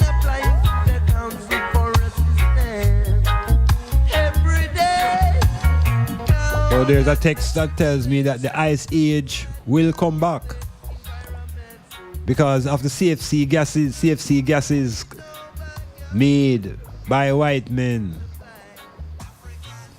It will eventually block a good portion of the sunlight out and Earth will be cold, but Africa will be tropical based upon the equator. Yes, things happening, and when things happen, we have to wonder what does the impact and effect on Africa, and Africa always stands strong. Yeah, this old bag of tricks in King James Bible is one of the chief components of mental slavery in a black people. Matrix said that. All right, so we're getting some feed forward along the lines of the text. You ever got that already? The governor was a Jew and hail Sister P. Yeah, so the continent is home. You know, if you attack one bee, you know, say if you attack a bee. Okay, let me put it this way. When bees attack, them attack almost as a hive, you know. Them attack you in a group. Yeah, no one bee don't attack you by itself, you know. Them come and when them done with you, I eat that. You know, so if you attack a Jew anywhere in the world, the whole Jewish state of Israel rise up. If you attack a Chinaman in a Jamaica right now, you might have to talk to people in a Beijing, you know, and give explanation as to what happened here, you know. But you see, when you damage black man, it's like say when I have no way to stand up for way. You know, you murder black people in America, you murder black people around the globe, and there's no where because well, we don't have no headquarters. We don't have no home base that every black man say is him home. So even the Chinaman don't live in China, him can't deny China is him home. But what black people tell you say Africa is not them home. Them don't born there and all kind of rare talk. So we become victims in the global struggle because we don't have a home. What is important is that we claim our home. You see the Chinaman now, the Chinaman realized that to advance his scientific adventures, he need the minerals, and the minerals are not in China. The minerals are not in Europe. The minerals are on the African continent. All right.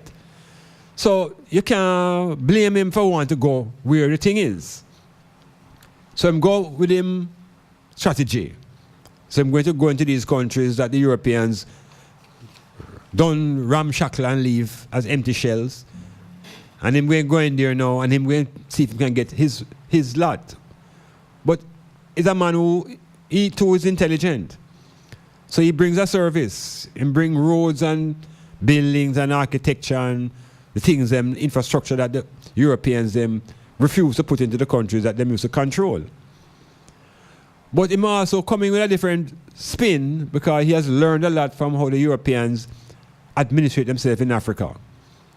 And what the Chinaman has done, out of the corner of his eye, he has made an allegiance with the Vatican. Yes, they have allowed their very, very tiny minority of Christians to form an allegiance with the Vatican, which gives the Chinaman a position now to go into Africa with the word of the Vatican. In other words, now the Chinaman gone into Africa with the Bible too. Him now tell black people about salvation. Him tell black people now about Father, Son, and Holy Ghost. The Chinaman. Because he realized they were gullible. We're gullible to them kind of way called spiritual talk. And we're not very focused on practical discussions and reality. We're into the afterlife talk. So the Chinaman coming into Africa now, he might come with Bible. He might come interpret no revelations with the European them done over interpret and give it. And here comes the next race of people. Because what? We get caught up in this spooky business about being spiritual. And we are the most spiritual people. And yet, spirituality doesn't give you economic power. Spirituality doesn't give you military power.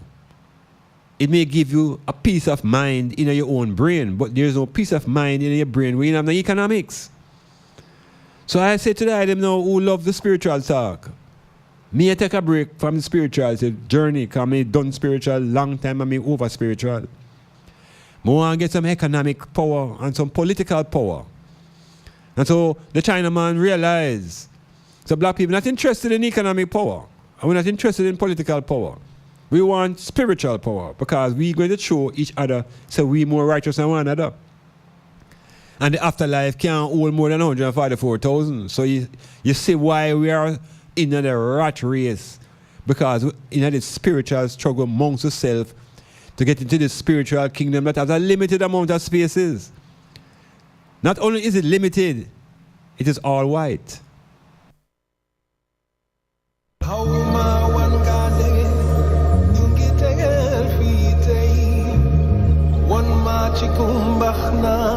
Afrika dafa baxna ki dafa nya ki dafa rafet wan ma ci ki bonjul ki dafa bonjul wan nya deke saway ki dafa bonjul wan ma ci ki bonjul ki dafa bonjul dafnen rafet yo wen tamenda ingama gat dafnen rafet yo wen tamenda ingara dafnen rafet yo wen tamenda ingara did you know that's a richer Africa did you know that's a richer Africa did you know said the whole world love it, did you know? Said the whole world love it. Be proud of your culture. Be proud of that what you got. Be proud, you got to hold on to it. Be proud of your culture. Walking down the road in Germany, reggae music playing, and this is what one man was saying. Was ist denn das? Was ich höre? Ich kann nicht anders, muss einfach tanzen. Bist du der Reggae, manchmal macht man ein bisschen lauter. Niemals in meinem Leben habe ich so etwas gehört. Meine Damen und Herren und alle Brüder und Schwestern, ich muss euch jetzt verlassen, weil ich fliege nach Jamaika. Tschüss, bis bald, ich komme irgendwann wieder. Es macht mich Spaß, es gibt mir Kraft und Energie wie ein Tiger. Es macht mich Spaß, es gibt mir Kraft und Energie wie ein Tiger. Did you know? That's a richer Germany, did you know? That's a richer Germany, did you know? Said the whole world love it, did you know? Said the whole world love it. Be proud of your culture. Be proud of that what you got.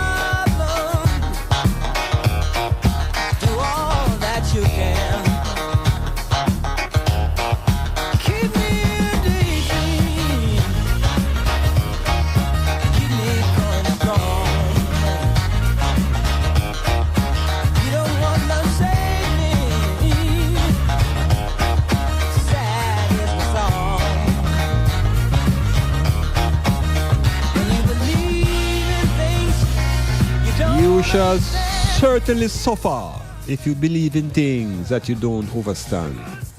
Yeah, superstition. governs the lives of so many African people. Superstition. Not knowing what the causes are for the effects, so you invent something that you imagine to be the cause. Cause and effect. What causes lightning? What causes thunder? Cause and effect. When people don't know the cause, they invent something up. People see something happen and they don't know what is what. They invent something. No, I asked from the very outset, and I feel Brass Tris, because she have it. She texted the right answer to the question. And the question was all about what is the sin that is unforgivable? You know, you always think that you hear about we are under the umbrella of a loving God, a merciful God, and a kind God. But it's to me very shocking to realize that this wonderful, merciful, and kind God is also unforgiven.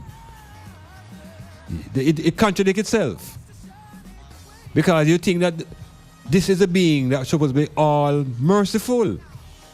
Yet there is one sin, according to the Christian reasoning, that Almighty will never forgive. So, Tris, you have it, and I will tell the people what it is.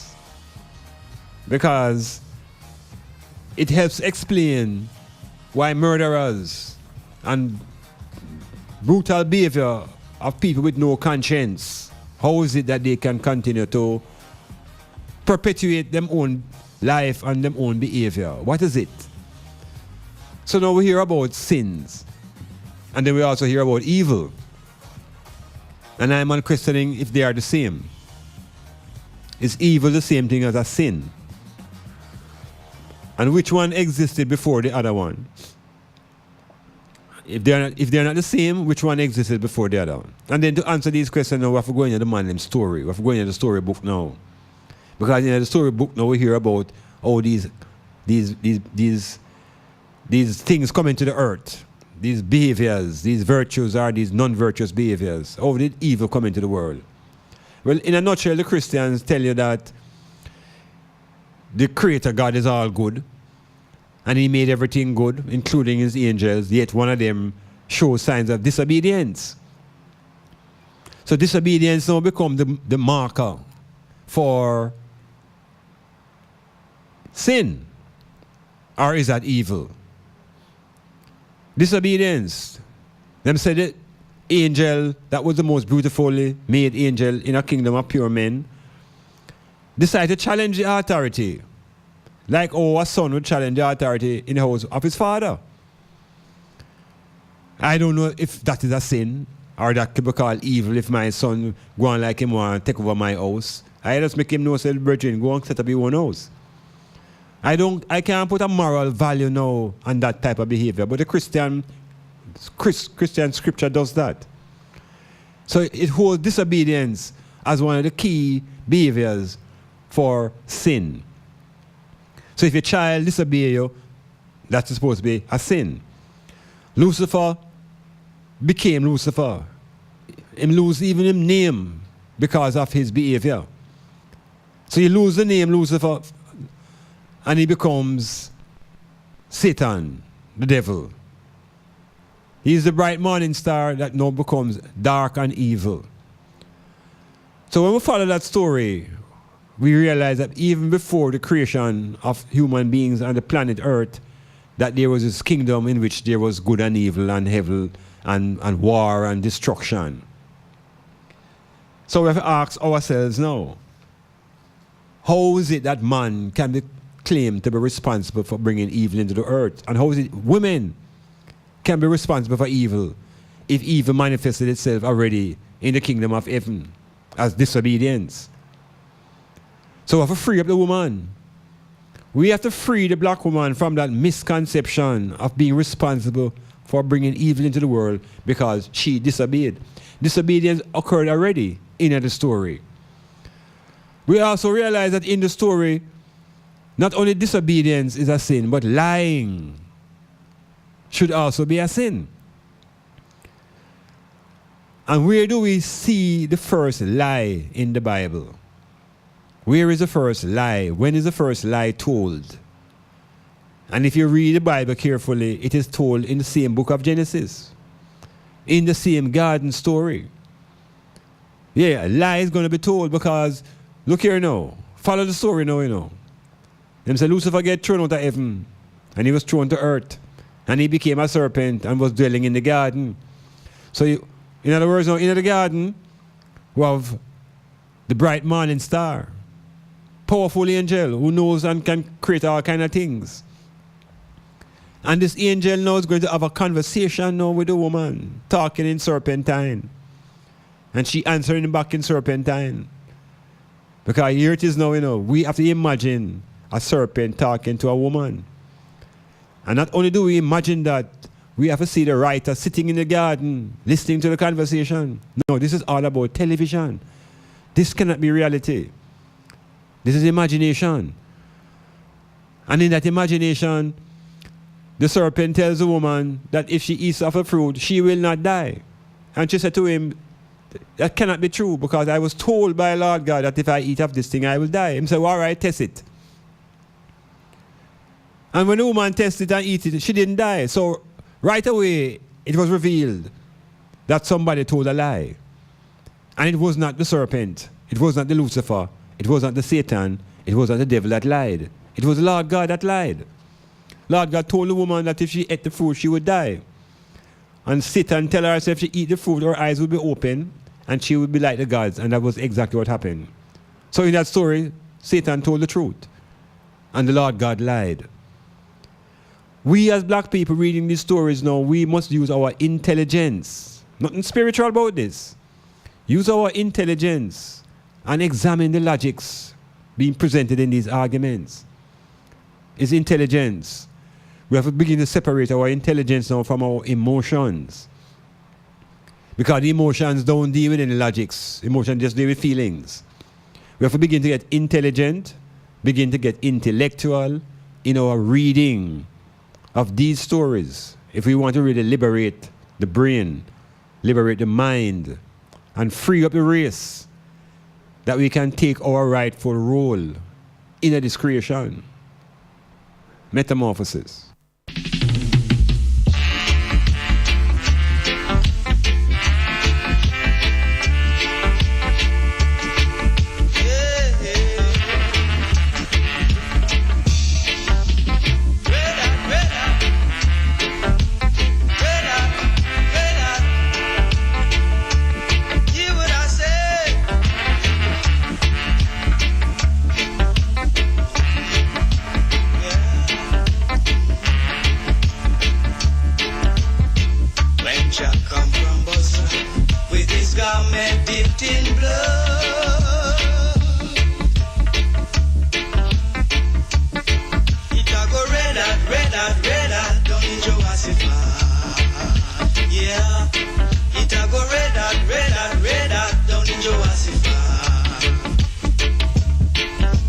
Yes, Jojo, I see your thing. Why, I don't know how to put it out now.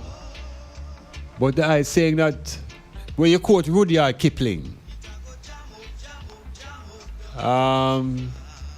it said, no, this is the law of the jungle, as old and as true as the sky. And the wolf that shall keep it may prosper, but the wolf that break it must die. As the creeper that girdles the tree trunk, the law run it forward and back. For the strength of the pack is the wolf, and the strength of the wolf is the pack. Yes, my brethren. Hear you, loud and clear.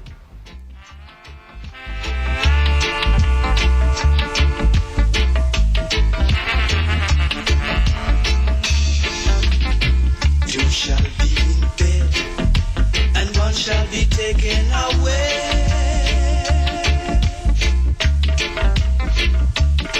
It a go red out, don't you want it? Yeah. It a go red out, don't you want it? No, the one sin that hangs over the head of all Christians consciously or subconsciously, that they dare not commit this sin. Them can take away your wife, them can thief your husband, them can covet, them can do all of those, them can even say God don't exist. They can be atheists. But there is a sin that is unpardonable. And as Ras Trish put on the board, the sin is called blasphemy. Even the word alone sounds terrible. Yeah, man, blasphemy. But what exactly is this blasphemy thing, and who invented this concept of blasphemy? Well, according to the literature, blasphemy came into the English language in the 13th century. And for the first few hundred years, it had a single meaning: the act of insulting or showing contempt or lack of reverence for God. Blasphemy. What we say, 13th century, that means in the 1200s, them invent up this concept called blasphemy. All the while before it never existed, you know. But they had to come up with something to be the ultimate blockage in questioning and thinking of the black mind. You don't dare engage in questioning the origins of God. And you don't dare question the authority that is being applied to God. In other words, now, what they call insulting or contempt or lack of reverence for God is simply questioning the things that them tell you God say, and looking at the logic that them say God use. Because everything that them say God say is a man say God tell him. Because God speaks to nobody don't know what this God thing is. But this God thing now speaks to special men. And it's always some white man. Right? Some whole white men, and then these men now come and tell us that now they have the word of God. But what is the blasphemy thing now? When you begin to question the nature now of this God that they give us, and you begin to really interrogate how they put it together, you see now, once you do that now, the same God when them tell you exists now, him going vex for life. I'm not forgive you for that, because what does it mean? What does it describe the nature of a being that gets offended when you ask about the nature of the being? What does it mean about that being? Does it really exist in the first place? So the blasphemy thing now hangs over the heads of the subconscious mind. And this thing called reverence now, we have been confused between reverence and fear. Because they didn't teach us to have reverence for God, they tell us to fear God. Them say the fear of the Lord is the beginning of wisdom. So the wisdom is grounded in fear. That wisdom does not allow you to think for yourself. That same fear tells you that you must not lean upon your own understanding. So the blasphemy now is a thing where more of us must begin to blast out by querying this deeply hidden concept that's supposed to be in control. So you want to ask about the nature of this unforgivable sin. It means that the Creator God is unforgiving. And what is so terrible and unforgiving about asking about the nature of your parents, of your father, daddy, where you come from, how you really come into being, how you do this, why you do this, how does this work? And that becomes blasphemy. Even within the context of the religion of Islam, them carry the same vibration too. You can't ask nothing about Muhammad. You can't say nothing about Muhammad the Prophet. You can't draw him. You can't do certain things because these concepts are beyond our imagination, yet they were imagined by men. So more of us must begin to look into this blaspheme thing and begin to blast out. Yeah, man, we have to lick out. But them use the language and fear. When a man broke into your house and come in with a weapon, do you experience fear or you experience reverence? You don't have the reverence for him. You're going to experience fear because your life is being threatened. It's the same way the Lord God rules the people with fear. Lord God don't rule the people within a reverence. when there's reverence, there's no need for fear, because respect doesn't require fear. But them have us locked up into the fear bag, and the ultimate fear is blasphemy. So Adolf Hitler kills 2 million Jews, and Leopold goes into the Congo and kills 30 million black people, and he can be forgiven. There's a priest that is currently under serious investigation for 30 years of pedophile behavior and HIV contamination, and the church has forgiven him. Because that is not blasphemy. Him still not questioning the authority of the Lord God that them give him, but him can commit the most heinous crimes on the earth and get forgiven. Black people, we need to wake up out of this fear of this blasphemy, and we need to lick out upon this Creator God concept, because it is a concept. It's an idea that the same man who created don't abide by it. So make you free yourself from fear. God has said fear is a condition fit for children, not for men. We fear the boogeyman. We fear death. We fear ourselves.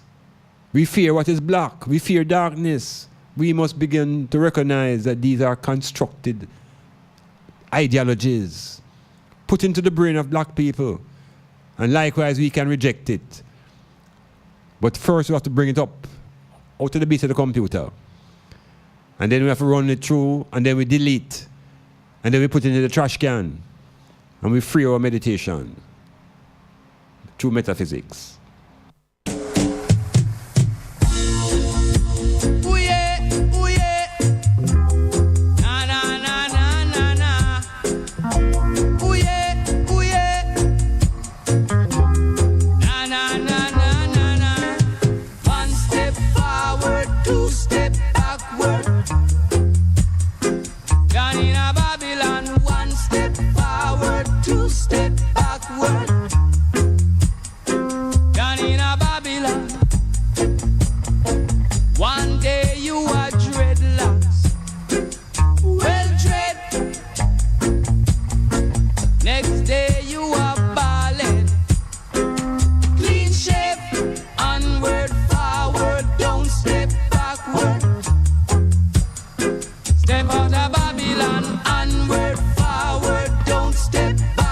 In the 17th century,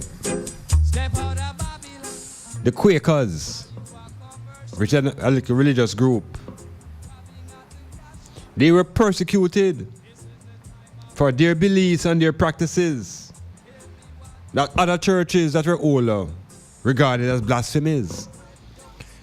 So it's a thing where it is just thrown upon you, and you're accused of these things, and then what is it? What does it really mean in the fullness? What is it to blaspheme? What is it? Why does this God now becomes offended? Why is this God so personal and human in emotions when we're expecting an almighty creator that is devoid of emotions? So we must wake up our emotional lives and realize that maybe we have it plugged into the wrong place. Maybe we have plugged our emotions into something that is not helpful. And it's time to disconnect. Because it's all about energy. What is this blasphemy? Yeah, why is it so offensive? That you can commit mass murder, you can commit rape, all of the most devious things you can do on earth, yet you can be forgiven by that Lord God. But if you ever question whether that thing exists, and whether it can work or not, or whether it's an invention, you're doomed for life. So you can't go into heaven where like when it was, is it true I don't know, said crowded already? I man can blaspheme and be free. Because I'm not trying to get into that place. And I'm not looking no forgiveness from no concept. I'd rather get forgiveness from my brethren or my sister who I may have offended and don't even know. I need forgiveness. But I don't want forgiveness from something that is in the imagination, created by men to control my brain. Here, man, I see this thing being used as a tool both by the Christians and the Muslims, to restrain people from thinking and to actually come to a point of consciousness where they can dismiss some of the things that they were already programmed. So, blasphemy just come into being in the 13th century. And because of that concept, the African mind has been locked into a zone wherein questions cannot be asked because of the fear. And I'm saying that I can conclude now that because of blasphemy, we have a merciless God. And evidence is there that this God that they tell us that we must acknowledge commits the most crime on the earth, most genocide, most violence, wiping out cities, destroying people. And yet, I and I know being told that we must not question the nature of this Lord God. That is blasphemy. Not questioning the nature. That is blasphemy. Fear is not reverence. And fear is a method of control. A lot of parents use fear to control them children. I see a lot of young women now using threats to control the young boys because there are no fathers to impose a sort of masculine discipline. So it's threats, it's fear. And we have to realize that it's the same thing the Bible does. The same thing the slave owner does. Fear is the weapon. And we must learn to overcome fear through confidence. And the first state of confidence is confidence in the I. Recognize first and foremost that I am. And you know, if you say I am to yourself softly 3, 4, 5 times, it is a process of waking up the I within. Just say I am. I am. I am. And repeat it over and over until the I begins to take on flesh. Yeah, the I become a reality within your own consciousness. And that I am can move to the state of confidence, self-assuredness, reliance on self, and ultimately governance of thy own self. That's what we really need to arrive at each individual, where each individual is in a position where they can govern their own self. And I can't leave without speaking about the current President of the United States and what he has brought to the table. He has brought to us the old notion of a thing called fake news. And I never used to hear about fake news until Trump come to office. And then realize that fake news is a real thing that has been propagated for the longest time. And when I start investigating fake news, I realized that the 2 critical books that we have been given to hold on to for dear life are fake. And what I mean by books, the Old Testament is fake news. The New Testament is more fake news. And I'm going to show you why the New Testament is fake news. And again, I give thanks for Trump's intervention to bring this to awareness. What is news? NEWS. It's information, it's data that you gather from the N, the North, the East, the West, and the South. NEWS. Data from those 4 zones. But the data has to be collected either by a writer or by a journalist. It has to be presented. The New Testament is news. I am saying those writers are fake. It's fake news. Those names are not real names. Matthew, Mark, Luke, and John. That's all like 4 gunmen, 4 alias, 4 alien. We don't know what Matthew, if it's a real name or it's a pseudonym. And him do have a second name. John something, we don't know what John's name. We don't know Mark's name. So we get these 4 names. And these 4 guys, we are told, are the ones and the only ones who present to the whole world the news about a Jesus. They are the four guys and the four names that are responsible for the news about the Jesus. So Matthew now was a brother who was in the desert watching the shepherds as they go by looking up on the star. It's fake news. Matthew had to be in the desert watching the shepherds go by and him follow them while they follow the star. All of this is fake. John tells us that the world start again. John said, in the beginning was the word. And Moses told us in the first fake news that in the beginning God created the heaven and the earth. Where is the reality? Is fake news we've been working on for the last 2,000 years as African people. Fake news. Moses' information is fake news. There was no journalist on the mountain with Moses to record him talking to the burning bush. Nothing go like that. There is no journalist recording Moses coming through the mountains and going up into the sky and having a conversation. These are information put together, and I'm saying we have been the victims of the biggest scam. Fake news, the Old Testament, Samson fighting against lions barehanded, pulling down buildings on top of himself. Where was a writer? Inside of the building or outside of the building? And saw the building fall and Samson inside. But he heard the conversation Samson having on the inside. Fake news. Because the journalists were not there. Jonah was swallowed by a whale. And Jonah had a conversation with the Lord in the belly of the whale. So we know that the journalist was in the whale belly with Jonah. How else could that be written? It is all fake news. Give thanks, Donald Trump.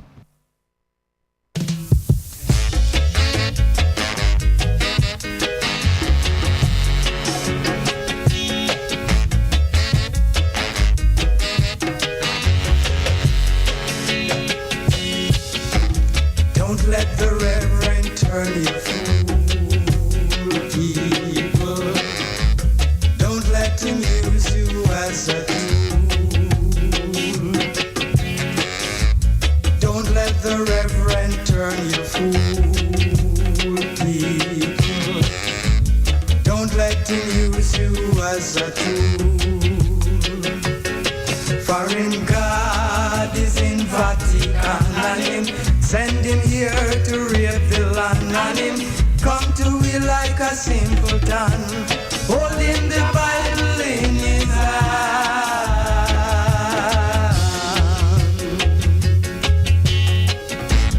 Why don't you tell the people the truth, Reverend? Why don't you tell the people the truth, Reverend? Why don't you tell the people the truth, Reverend? Get rid of evil from... There's a country in Africa, Rwanda, RWANDA. The president of the country shut down 6,000 churches. Yeah, man, shut them down because they are just absorbing the people's time and money with unqualified people as leaders. Me love to see them shut down the church in Jamaica too. Yeah, man, I see what the people would do. Where would they turn their energies besides these hypocritical gatherings? What would they do with their energy? What would all the resources of those people, where would they direct them tithes to? And how would those preachers live? They might go find real work. What would all those women do piling up in the church? What them going to do? They might go find real man because Jesus couldn't manage any of them. You see, all them going to church looking for a Jesus, you know. They're all going to the church looking for a Jesus. And the difficulty about the Jesus is that it look like the oppressor. It's the image of the Caucasian. So their own black man is not the image of who they want. They want a long-haired, blue-eyed, thin-lipped guy. So the program, we have to disconnect the program. We have to disconnect the program in a very serious way. Don't make the reverend turn us fools any longer. Why don't you tell the people the truth, Reverend?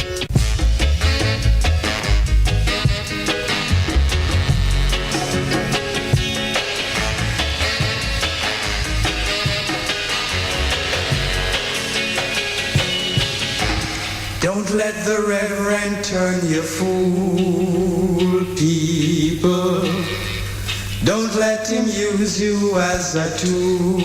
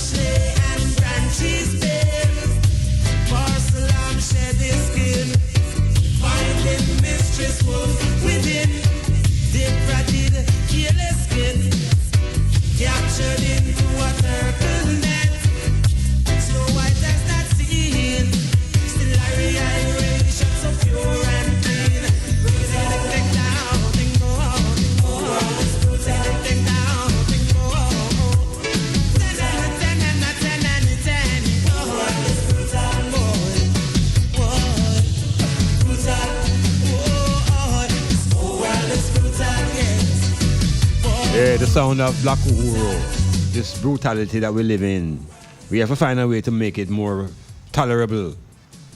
Yeah, because when we look at how we live amongst ourselves, you know, yeah, it's brutality.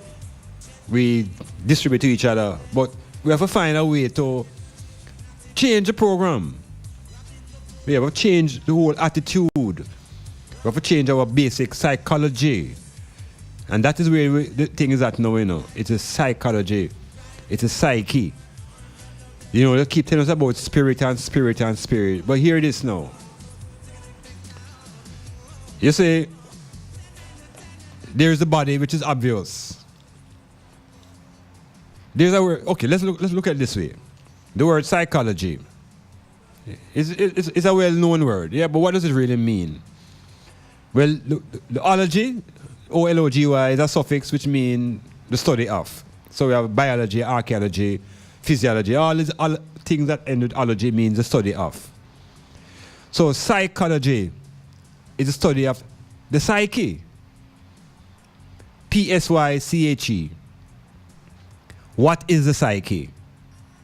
What is it that is being studied in psychology when they study the psyche? The psyche is a word that is coming out of the Greek language, and it can be translated to mean breath, it can mean the ear. So think about it now that you're going to study ear, you're going to study your breath. And if you study your breath, you know, you're going into chemistry now, because you're talking about what is it that makes up your breath. Oxygen and hydrogen. Why, how does those two gases keep us alive? Then we realize that we are constructed along the lines of electricity, chemical behaviors, that we are electrochemical beings. We have to begin to see ourselves in a certain way, to define ourselves in a proper way. Now, somebody asked on the webs, on the text, on the thing, why I think people are afraid of death. It's rich people. And what is the knowledge of death? And that will come, I think, when you have a proper knowledge of what is it to be born. What is birth? What is that process and how does that come about? Because I think when you over that, you lose the fear of the end product. You lose the fear of what happens along the journey, because you realize that it is a journey. I think that lack of knowledge of what happens to us at birth, the fact that millions of sperm racing out and one gets there, that 100 millions, they fade away or die. So the death is simply a returning to a wider ocean. So like a drop of the clouds, raindrop that drops into the ocean, it no longer has any personality. And I think the greatest fear people have is losing them personality. The thing that make them who them is. Why me separate from Cassidy and Cassidy separate from Jacko, our personality. And when we learn that that cannot be held together, then we learn to release. It's an energy, you know, it's energy. So with knowledge, we release energy, and over time, there's a flow. So rather than trying to hold on, as Christians they tell you, to this eternal soul, we release our energies, and it goes into the universe, it returns into nature. What remains is what we have done, and that people go and chat about forever and ever, where they do, and where you never did do. So our focus should not be on what happened when we die. Our focus must be what we are doing while we are living. That's where the focus must be. They give us a notion of the afterlife, and I'm saying the afterlife, when the individual expire, the afterlife is what the individual left, which is children or the other people you leave living. In other words, there are always people on the earth living. That is the afterlife. The after death is the end. There is nothing to continue in your personality, because your personality was constructed through time, and it will also dissipate over time. People will forget your personality unless you are being a creative person. The other point I want to touch on now before the program done, because we're into the final 10 minutes. And this for me now is painful, because I'm on Trading Rastafari from inception, and know the brutality and the oppression that one feels, particularly when you have on your antennas. If you're Rastafari and you're not wearing your antennas, oppression is not directed at you because people can't see it on you. But when them see you, the attitude surface and everything's come to the front. Now, there is a false celebration taking place in Jamaica amongst Rastafari, and it relates around ganja. And I'm saying it's a false celebration, and it's a false type of victory, even though it's a victory. Now the government and those who control, the white man them, who run the world economy, there's a time in America where alcohol couldn't be sold to the general public because the man them, they control the bootlegging industry, and money was being made, and the government of America wasn't getting any money. Ultimately, them put themselves into the mix and them legalize alcohol. So everybody happy. Alcohol is the most deadly drug. Everybody happy. It is being sold. The ganja now is a different thing. Ganja is a plant. Ganja doesn't require any manufacturing process. And ganja is a plant that was, for those who want to follow the biblical talking, had to be in the garden too. And if there's a plant that has the knowledge of good and evil, it have to be the cannabis. Now, so Rastaman has smoked this thing. The Indians brought it here as cali weed. The Orientals smoke it long time. The black cultures have been smoking herb for thousands and thousands of years. Black culture. European man them couldn't grow ganja. They don't know not about ganja. It's a black culture thing. And it is connected to the pineal, connected to the physiological structure of the black man because of his pigment base. And it works in a different way when the black man ingests ganja. And so societies have been fighting against ganja, and in Jamaica now, Rastaman feel the brunt of that brutality. We can't describe the near genocide reach Rastaman through ganja. The destruction of families, the destruction of personal lives, whole heap of destruction and discrimination through ganja. Prison time for one seed. And the police force was given the authority to be brutal. And the police force has always been brutal with ganja in Jamaica. So for years, man I get beat up and brutalized for ganja. Finally, the white man them who run the economy recognize that they now find a way that them can get the money out of the ganja. And so, because them find a way how them can do it now, they decide to bring it now into a legal framework. Because whenever it suits the power structure, they make things legal. And when it don't suit them, they make it illegal. Because them make laws and them break laws and them rewrite laws. So them ease the stress on the smoking population now by decriminalizing ganja in Jamaica and telling you that you can have this amount and that amount. And Rastafari as a community are celebrated for great reasons. The celebration is that the burden of the police force come off of you. That you can almost sit down in the park now and a bill a spliff and the police are pass and you don't notice them. And them can't notice you anymore because them no longer have the right to terrorize you for smoking.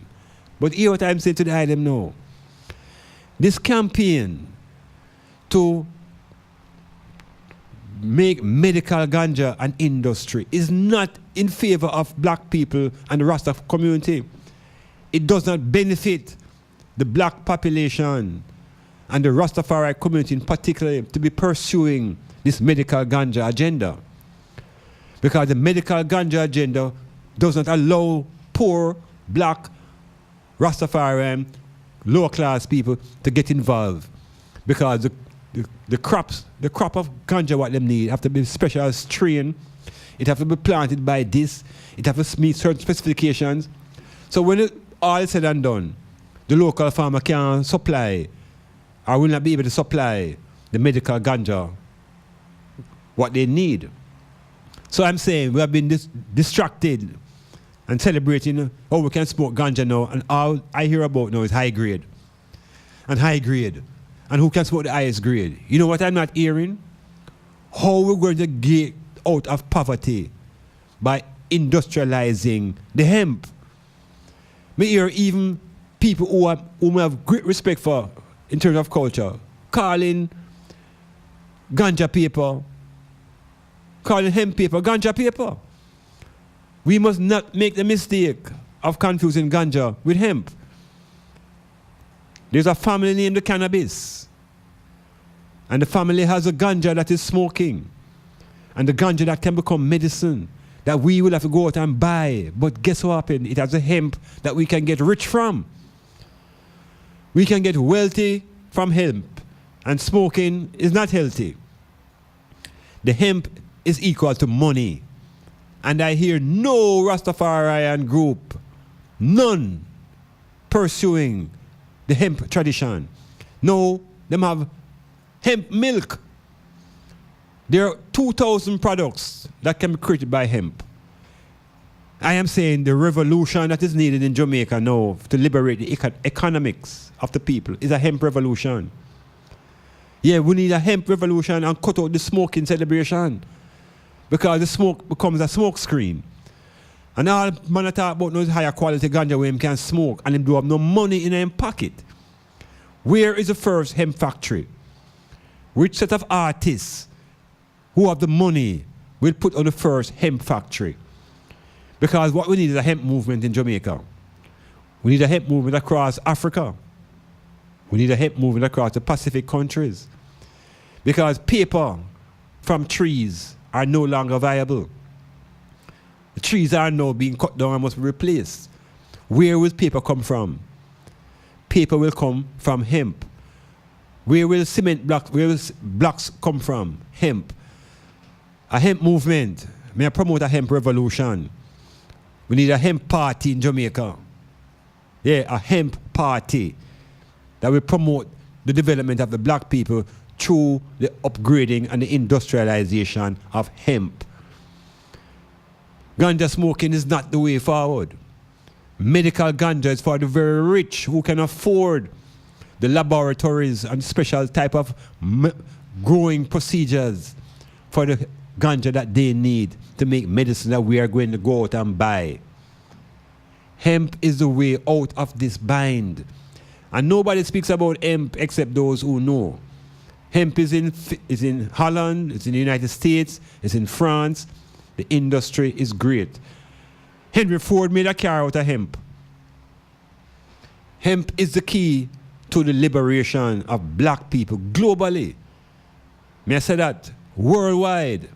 If African nations would take up hemp as an industry, would have run with all of those lending agencies, would have run with the IMF, because we can create 20,000 products from hemp. Whether we're going to use the oil, whether we're going to use the seed, whether we're going to use the stock, I am saying to you, if we believe in a Christian Bible and that God created all of these plants for the benefit of man, then the cannabis sativa was standing big and bright in the Garden of Eden. And it's the cannabis, that the herb that them smoke. Yes, the devil gave Eve a spliff. And when you lick the cannabis and her eyes open, yeah man, she carry go get Adam take a lick. And when Lord God come and smell it in the garden, say, what happened? who light up something here? Metamorphosis.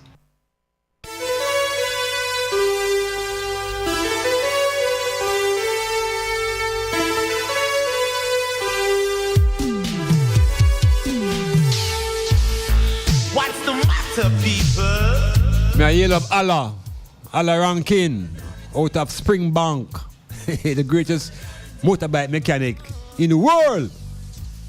Tell him say I man say so. I'm yelling up Valerie, one of my most ancient listeners who either gone to America or get rich and gone underground. But we're healing up Valerie and we're yelling up Allah Rankins and all the people them in Boundbrook, Springbank, Shotover, Lighthouse, and the neighboring hills of Norwich.